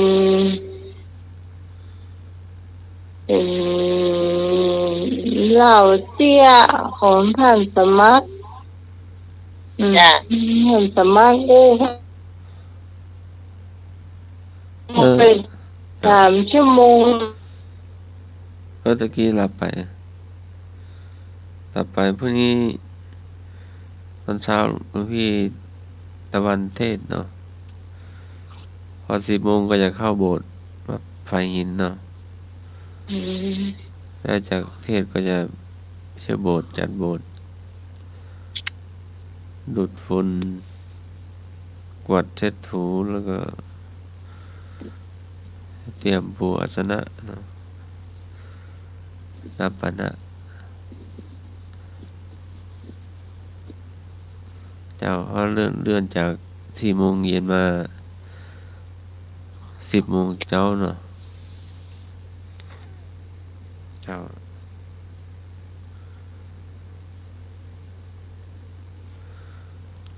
อันเนี่ยเจ้า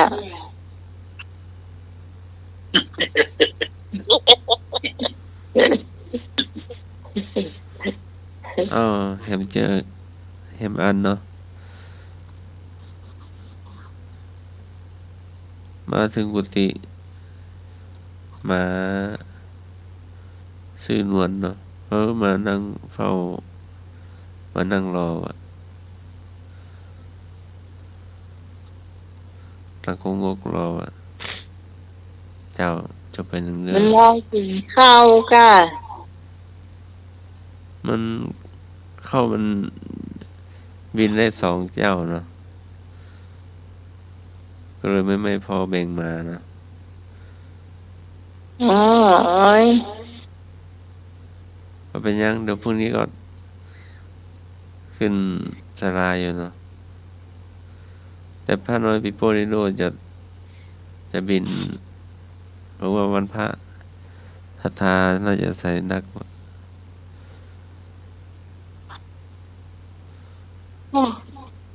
ดอนตันนี่ตั้งแต่12ออกข้ามมานี่มันนึงเขาไปตันเข้าเกือบจะตึงวันน่ะ เจ้าแต่หลวงพี่พ่ออยู่ตรงที่ภูมินทร์บินไงมันหลบบิน ได้เต็มย่ำเต็มบาทเนาะ มันโคกนะน้องไหม เพิ่นมีสารจำก็ ปลาทำอ่ะเต็มหน้าวิหารน่ะวันโคกอ่ะ กับพรตานกันเข้าเก็บกันน่ะจ้ะวันโคกอ่ะ เพราะว่าก็จะเน้นการกินเป็นส่วนใหญ่เนาะ อืม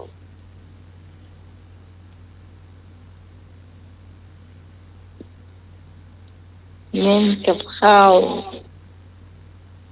ตานทำเป็นถุงเป็นกล้วยนะโอ้ไว้ไหนก็มาเสี่ยงแกก็ไปเลยอ่ะแกกันอ่ะตานแล้วอ่ะแต่ถ้าทำเอานะมันแกตานแล้วมันแกเอามาแล้วให้เปิ้นไป แต่ว่าตามบ้านน้องนี่ถ้าเป็นการแบบต้องตาลเนี่ย มันจะมีข้าวสารเนาะข้าวสารแบบ5 กิโล แล้วก็มีกาแฟแพ็คหนึ่งกาแฟแพ็คหนึ่งก็5 ซองแบบนั้นแหละครัวนี่ยังมีทุกอย่างน้ำก็เป็นแพ็คเนี่ยมันจะเป็นซาเหรอซาแบบเปิดเนาะแต่กาครัวนี่ก็เป็นตันน่ะนะ อันนี้เขา เป็นยอดนี่ก็เป็นตันตายเนี่ย เป็นทำเป็นยอตาลน่ะแต่ตาลทำเปียตะปีอ่ะนี่ไผ นี่จะ มา เป็นที่เทียกับพีอะไร อืม แล้วแต่มัน ถ้าเราไปซ่อนตาลเนี่ยนะ อืม คือเจ้าก็หลายตนเนาะก็แต่ผมเดียวกันนั่นได้แปลนได้มัวนะขึ้นที่ขึ้นน้ำโมผมกันเนี่ยก็เดียวก็ลงโจ๊กผมกันเนี่ยมีนะถ้าบอกฟังยังแฟนแต่ว่าวันสุดท้ายต้องไปฟังมัน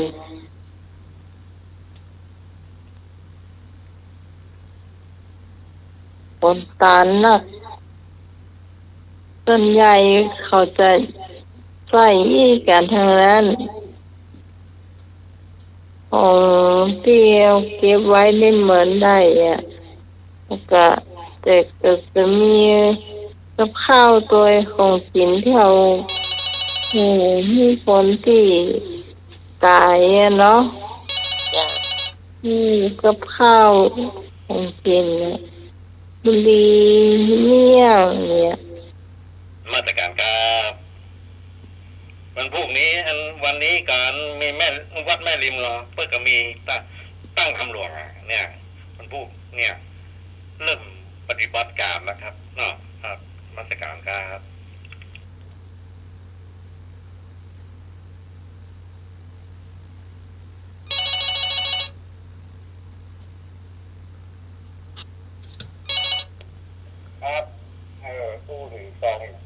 หรือว่าป่วยสั่งเนาะอังเทศนะอังเทศนี่เพื่อนเอาของแห้งเป็นนมเป็นมาม่าเป็นนมแห้งออกแล้วก็เหลือแต่ไอ้ที่มันปูที่มันไว้หลายวันได้นั่นสามซาหรือว่า3 ซองเนี่ย20 บาทจาแล้ว พุทธะแล้ว แค่นั้นเลยทุกเจ้าอ่ะ จะไปตานแล้วมันนักลำไปหรอ เขาเพื่อนเอาของดีเอาไปหมดนี่หรือกับของมันเขาเวลาเขาตานเขาต้องใส่หมดนะนมก็ต้องใส่เป็นแพ็คเนี่ย เป็นแพ็คกันน้ำก็เป็นแพ็คหมดแล้วก็ ใส่เป็นแพ็คเจ้า เราออกหมดแล้วก็เหลือนั่นก็เอาใครจะปูจ้าเอาไปเลย3 ของคุย9 บาทเนี่ยผม เป็นแค่มันเหมือนมีกล้วยไอ้พวกมันติดยาหมดเลยอ่ะ มันเหมือน ใส่ยอดร้อยคนเอาออกไปแล้วนะมันได้หลายต่อ อันนี้เป็นทานยาทานอ่ะ ที่มันใส่แบบแม่ซองหนึ่งนมยา ตาขาดข้าวแล้วลูกอ่ะตาก็ขาดข้าวชีวิตขันนะ สบู่เนี่ยมี ข้าวเนี่ยสบายไปเอาอย่างอีกๆเยาวๆหน่อยเดียวจะตามเข้าไปเลยเหมือนพวกอ่ะตามก็คือเอาสตางค์ไปเปิ้นว่ากันละ50ที่เราก็เอาตังค์ไปให้เปิ้นเก็บกันก็350เนี่ยแล้วเปิ้นก็เอาไปเป็นก้าฉันเพลของพระเจ้าอ่ะ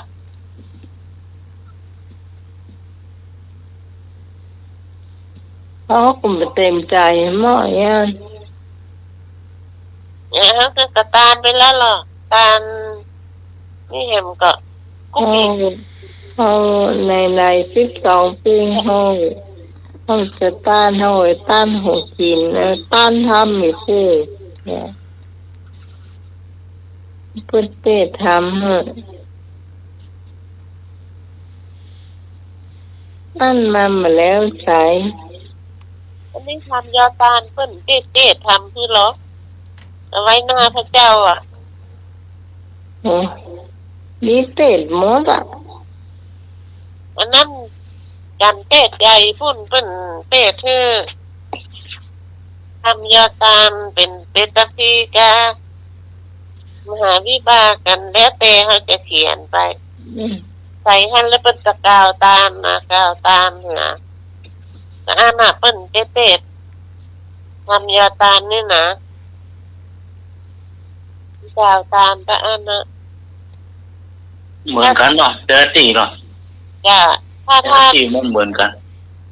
ถ้าทำกันใหญ่อย่างน้องใหม่แพทย์ใหญ่อย่างใหญ่อันเป็นทำเต้เป็นกัน เต้จังเขาก็แบบนี้อ่ะเจ้า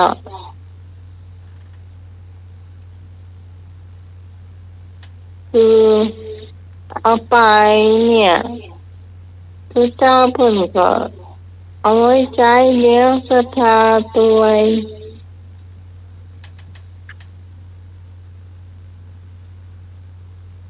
อย่างกาแฟหรือว่าวุ้นตีนไก่เอาใส่ถึงแพ็คเป็นจะเอาไว้เลี้ยงศรัทธา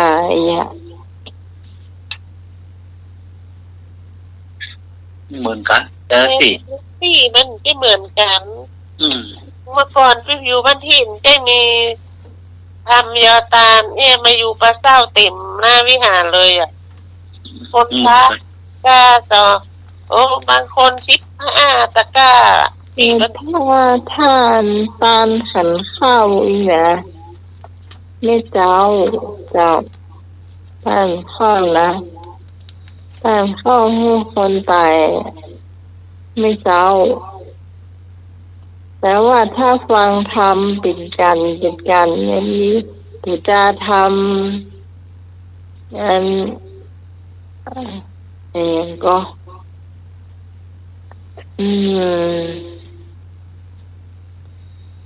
อย่างก็หลายๆอย่างที่เป็นว่าเนาะ ที่ อ เป็น ย่าง ว่า น้อยมีจะเอานะบุพเพตรีเลยค่ะ อันนั้นคือทำว่าอันนั้นน่ะการทำที่เป็นเทศนั่นอันนั้นตอนได้อะอันนี้ไปเมื่อเช้าหมดอ่ะจ้ะวันนี้นะที่ทำตามอย่างวันนี้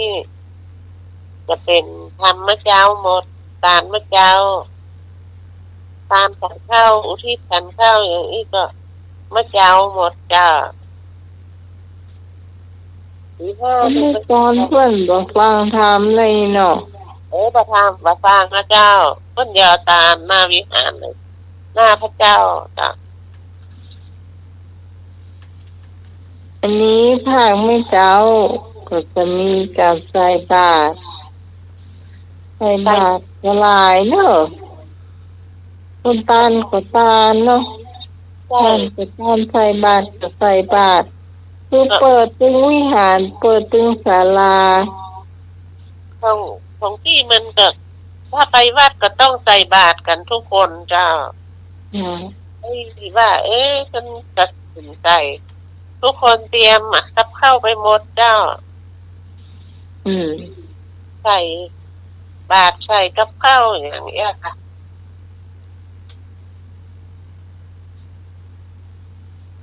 เนี่ยตาลทำก็หำอย่างหนึ่งเนี่ยทำยา การ ตาล ทำจะไม่ตอนการทำจะเป็นไม่ตอนหมดเลยใช่ ของพี่ของเมื่อเช้านี่เป็นทำยอตาลอย่างไอ้พงว่านะกะคนซาเอาเนื้อมาออกเอาเก็บหมูออกเอานมเอาน้ำออกเสีย เอาเส้นหมูเอาอย่างเงี้ยออกจะพูดจ้าไหมอย่าง ไม่ใช่เอาออกไว้รอเปิ้นเอาว่าคือเจ้ากินเลือกไว้ใช่ที่เปิ้นเอาที่จะตาแล้วนะเปิ้นจะเก็บไว้ให้ตัวเจ้าเห็นมาม่ากะปลากระป๋องกะเทปหมูอย่างที่ไว้ได้นะจ๊ะแล้วที่เหลือฉัน ก็ต้องใส่ทุกอย่างเหมือนกันนั่นแหละน้ำหมากปลากระป๋อง มัน มันโคตรเลย มันน่ากล้ำมันเสียเพื่อก็เอาคือคนปูจาไอ้จ้ะ เขาเข้าสุกมันเลยค่ะเนาะ จ้า ครับ มันอย่าง อย่างนั้นก็เก็บไว้ให้ทุกเจ้าอย่ามันจะโดนเขา เอาให้มันเนียนกินล้วนมาได้หรอก ครับ แต่ว่าคนเป็นตายเนาะ ตันนะครับ มันจะต้องมีข้าวห่อข้าวเฮือตัว ในทางพัก เฮือแล้วมีกับข้าวเฮือตัวเนี่ย มันจะดีครบหมดในทางจ้า ครับ พระเจ้าเพื่อมากินที่เฮาใส่บาตรจ้ะ จ้า ครับ มีก็มีกับข้าวมีอย่างในที่เฮาตกก็เข้าขนาดใส่บาตรขนาดจ้ะ อันผู้ทำไปเป็นขยมจะสมาธิจ้ะ โอ้ปลาเลอะปลาเตือโอ้ยเต็มมะพี่พรตาพี่พรนั่นน่ะ ทำไปว่าไปว่ามาเขาเป็นขยมวัดตอนตันดีกว่ายืมบอกเลย พวกเอาถุงแกนรวงไปเด้อกระเป๋านะนานโบนเอามาใส่ฮันดิติกนานโบนนี่รักษาส่วน กาแฟก็ยังเบาไปนะลูกนะ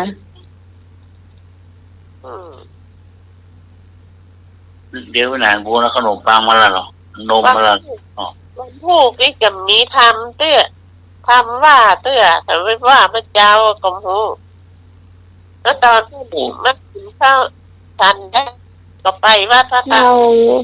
ข้าวหานเท่าเป็นละอ่อนก็ว่าได้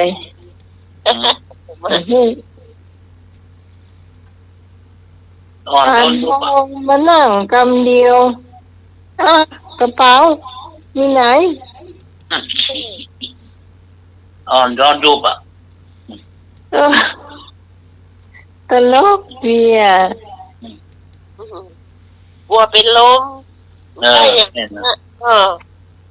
นมันสวามันเลยมันมีนั่นอร่อยอ่ะเดี๋ยวนี้มีฮอเหลืองแล้วมันเป็นละ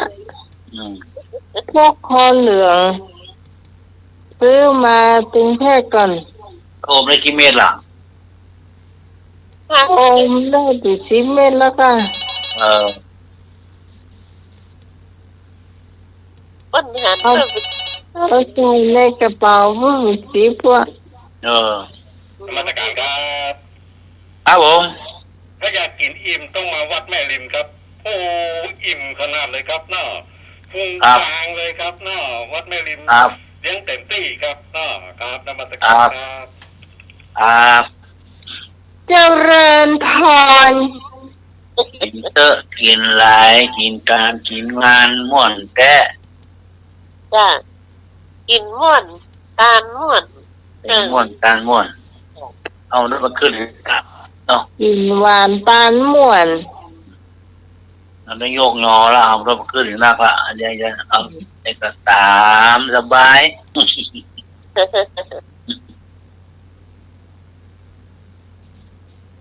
หมูจูเคียวตุ้มมีนทกรรม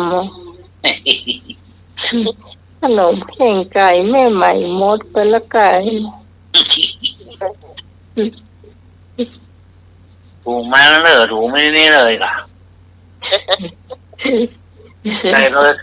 ยโคตรชิบเลยล่ะ เดี๋ยวมากขนมแข่งไก่ อืม ถึงว่าละอ่อนเนาะ เดี๋ยว เดี๋ยวละอ่อนจะวิจัยอยู่ต่อไปนะ เดี๋ยว จะทำดีเนี่ย เดี๋ยวผมมาละขนมจะถูกเลย กูว่าโอ้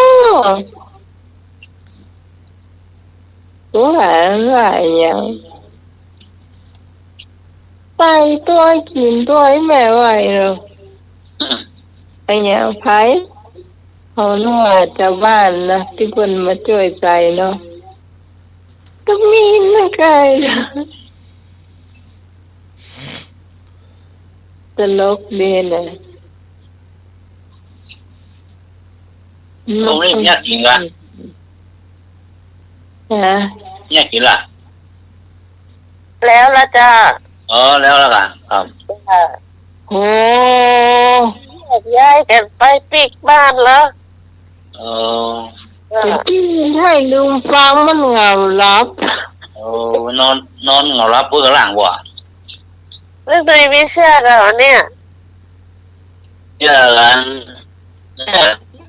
ผมว่าพวกไม่ได้เป็นมุ้งนอนสบายแม่ทรงไปละ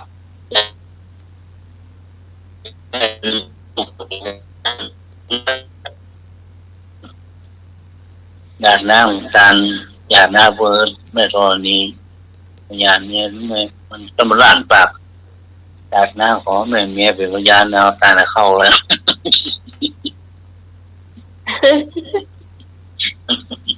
มันปีนว่าแล้วแม่โทรนี้เหรอจากน้ำมันสบายเอาแม่เมียเป็นโทษไม่พยาน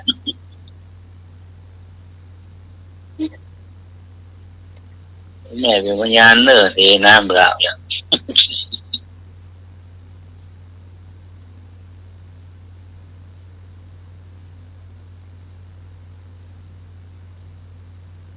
จะสมัครอย่าอ้อมาเลย อย่างหลายข้อละที่น่าจะเสียตา แบ็คแฮมโดนใบแดงแล้วไปไหนแบ็คแฮมโดนใบแดงแล้วไปไหน ได้แง่ จอ แ ดนใบแดงแล้วไปไหนอ่ะ เจ้า เออ ไปเซเว่นอ่ะได้ใบแดงหรอ เออ ไปเป็นทหาร ถูกต้อง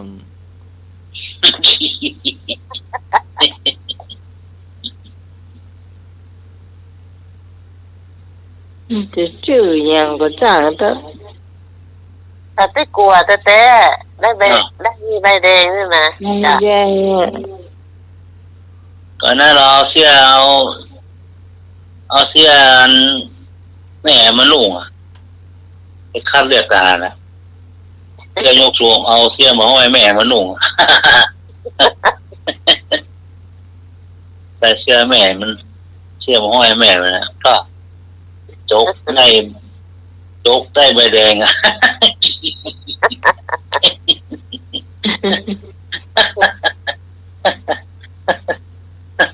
โกนหน้า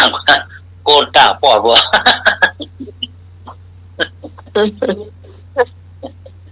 นะ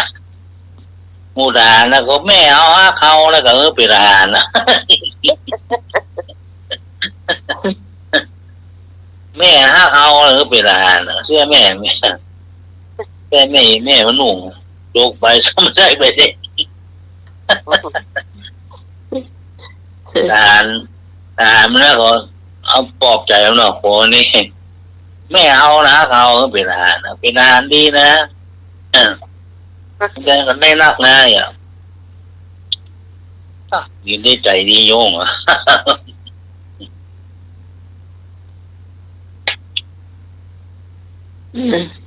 ต่อไป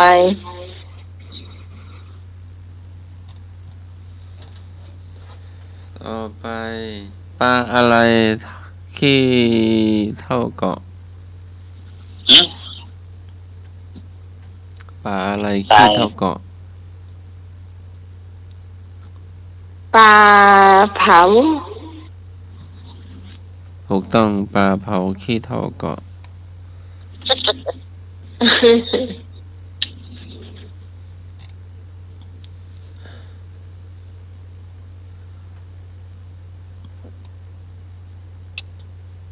ทำไมซาลาเปาถึงอาย เพราะว่าโดนขนมจีบ ถูกต้อง บัวอะไรไม่อยู่ในน้ำ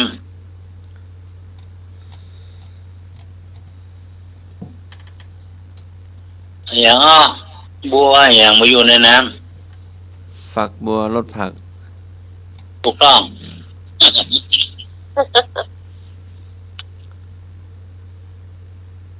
แตนบัว จังหวัดอะไร ขนม ดื้อ เป็นบน ฮะ อะไรนะ ต่อว่าไป ตะกี้ถามอะไรนะลุ อาง จารย์สมัครว่าไปเลยจ้ะ ต่อไปและกันตะกี้ ตอบแล้ว เอาต่อไปละครับผม จังหวัดอะไรดื้อ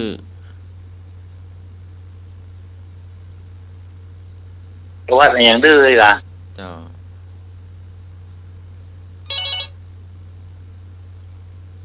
วัดอะไรอย่างดื้อยะโส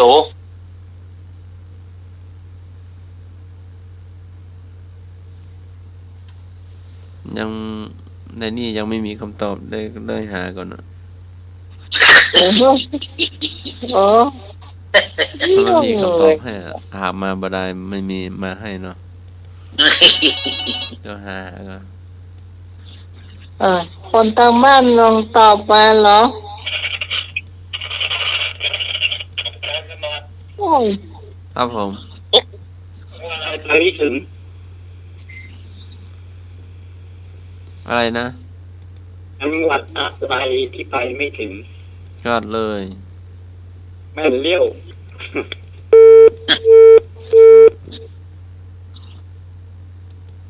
วัดอะไรอย่างดื้อวัดนั่นกะวัดยะโสธรนะกะ เอา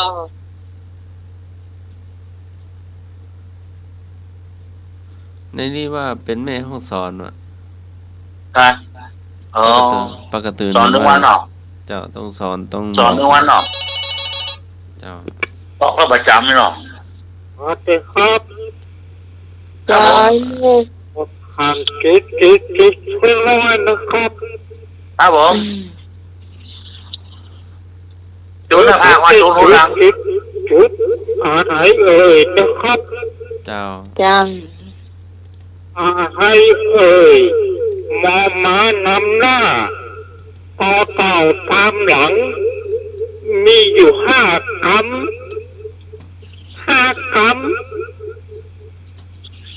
เป็นบทสวดมนต์ ไม่ยังพันเต ใช่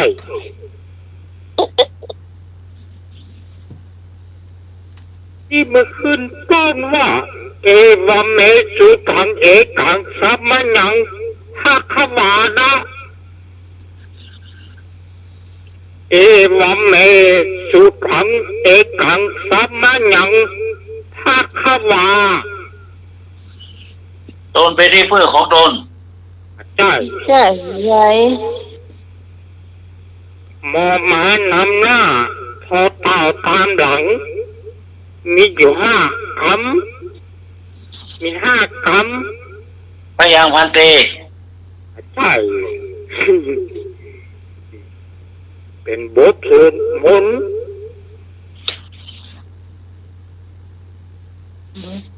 กอไก่กับตอเต่าเนาะ มันหมอหมา หมอม้าอ๋อ ต่อเต่า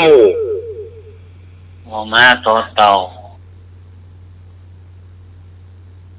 มี หมอ 5 คำ มันจะขึ้นโทษเอวเมสุขังเอกังสัมมันังทักขวา ครับการตอบการมาตอบ ง่าย คือสมัยตอบ เดี๋ยวกำลังช่วย ย้อนตอบ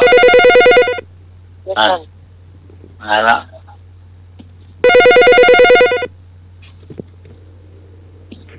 ธรรมจักรปวัตนสูตร พี่การค่ะพี่การตอบมหาเมตตาใหญ่ใช่ไหมเมต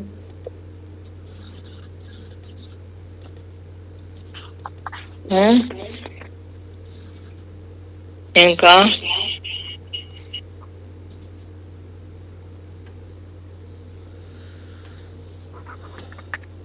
อันนึงวางสายแล้วก็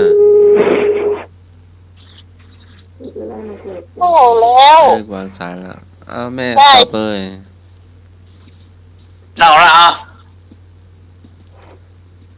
มหาเมตตาใหญ่เลย ฮะ มหาเมตตาใหญ่ที่มันขึ้นเอวเมนั่นน่ะ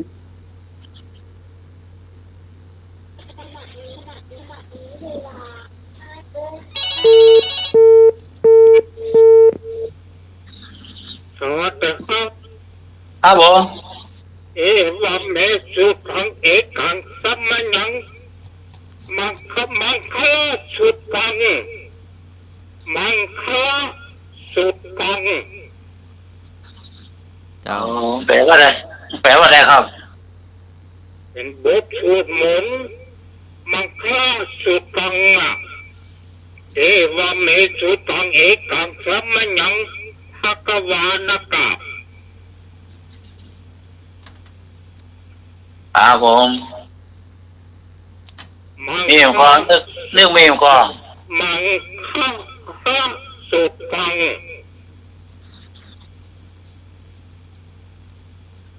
ความหมายว่าอะไร เป็นบทสวดมนต์ครับ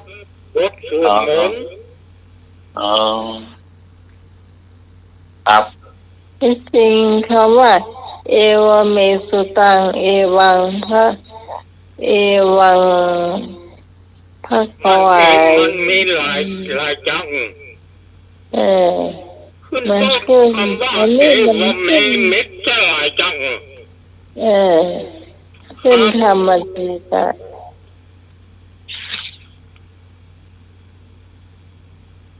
แต่นี่เป็นมังคลาสืบฟัง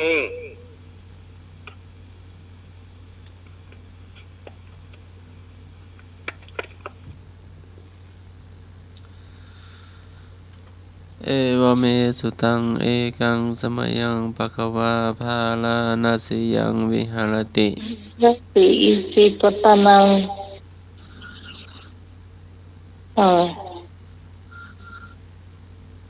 เจ้า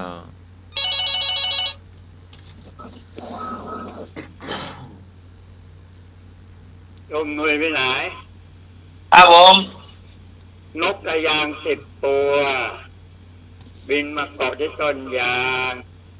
นายพายิงตายซะ3 ตัวจับเหลือนกกี่ตัว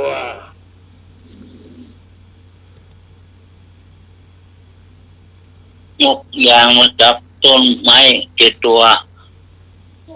โดนยิงตายไป3เหลือกี่ตัวไอ้ล่ะ เก้า ต้นยางตายอ่ะ เปล่านกกระยางตาย3 ตัวเขาถามว่าจะเหลือนกกี่ตัวนายพานยิงตายซะ3 ตัว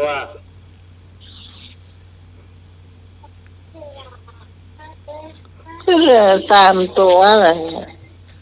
มันเลี้ยวมันจะปล่อยไปยิงมันก็ไปกดที่7 ตัวมันอยู่ทำไมอ่ะ ครับผมขอบคุณครับ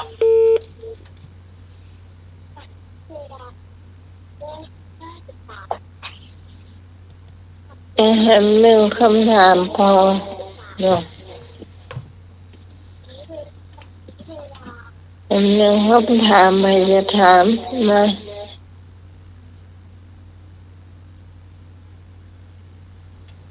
การสมัคร ดู ประ วัน ธา พ น ระดูที่ไหนดูวันโกนดูที่ไหน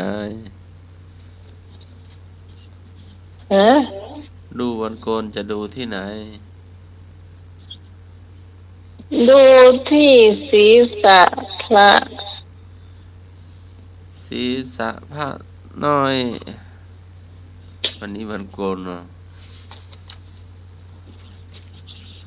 ถูกต้อง เจ้าสำหรับค่ำคืนนี้ก็ต้องขอบคุณ คุณผู้ฟังที่ฟังรายการเฮาจนจบรายการนะเจ้า เอาไว้วันพรุ่งนี้3 ทุ่มถึงเที่ยงคืนเฮาก้อยมาป้ากันใหม่นะเจ้า ขอบคุณพระอาจารย์พระครูสมุวิศวะรุรกิจโจผู้อำนวยการสถานีที่เมตตาเวลาให้กับรายการนี้มาโดยตลอด ขอบคุณพระครูใบดิกาสมัครยานาสีโลเจ้า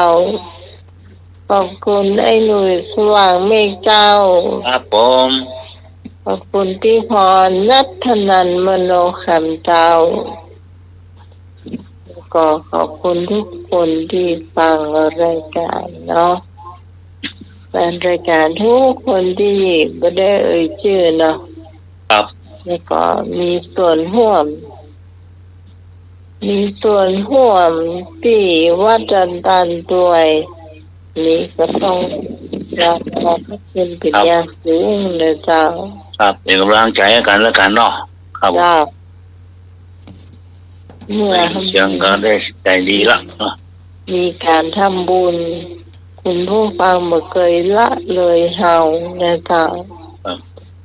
มาห่วมกับเฮาตลอดนะเจ้า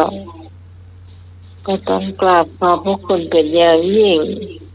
แล้วเราจะมาปากันใหม่สำหรับพระเจ้าพิสมัยสุริโยดรเจ้า จากบ้านดันตันตำบลเมืองแก้วอำเภอแม่ริมจังหวัดเชียงใหม่บันใจว่าข้าเจ้าอยู่เมืองแก้วแล้วไปซ่อหาดอนแก้วเนอะอันนี้เฮาหมูตีเนอะไผไปถามไผก็ต้องหมูจักเนอะเจ้าเราวันนี้ท ทีมงานธรรมะให้เครียดต้องลาคุณผู้ฟังไปก่อนนิมนต์ท่านสมณเจ้า เจ้า ครับ วันนี้วันพระเนาะตอนเช้าหลวงพี่ตะวันก็เทศน์เปตพีเนาะเอาลงอุโบสถแล้วก็มื้อแรงรถด่วนที่พุทธสถานเนาะเด็กวัดนานทินน่าจะไปถ่ายทอดน่าจะมา จะพา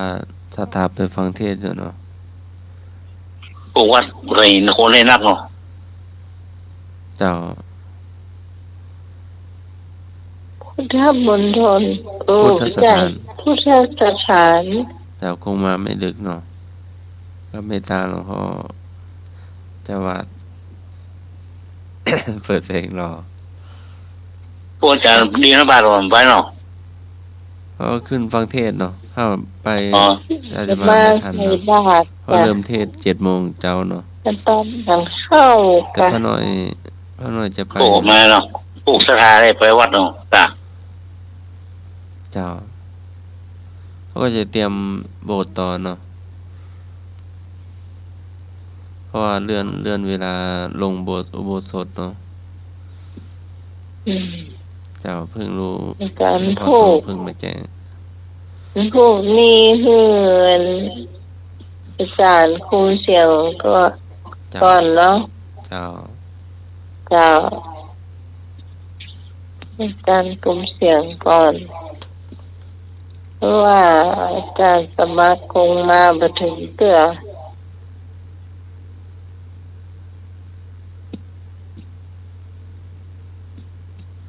เจ้า เจ้า นอนเนาะ ลา เศ ครับผ ษ ม ทะโทเศธะมุเปติฐานัง ผู้ให้สิ่งที่ประเสริฐย่อมถึงที่ฐานะที่ประเสริฐค่ำคืนนี้ก็ไหว้พระสวดมนต์แผ่เมตตาหลับเป็นสุขตื่นมาเป็นสุขขอการนมัสการและเจริญพร อ่า ได้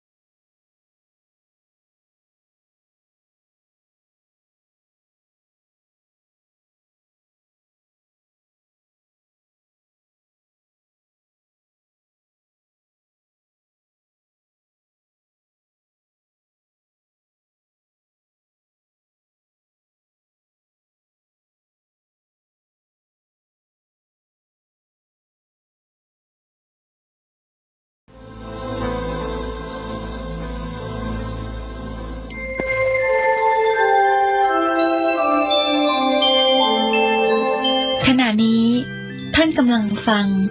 สถานีวิทยุกระจายเสียง FM 104.5 เมกะเฮิรตซ์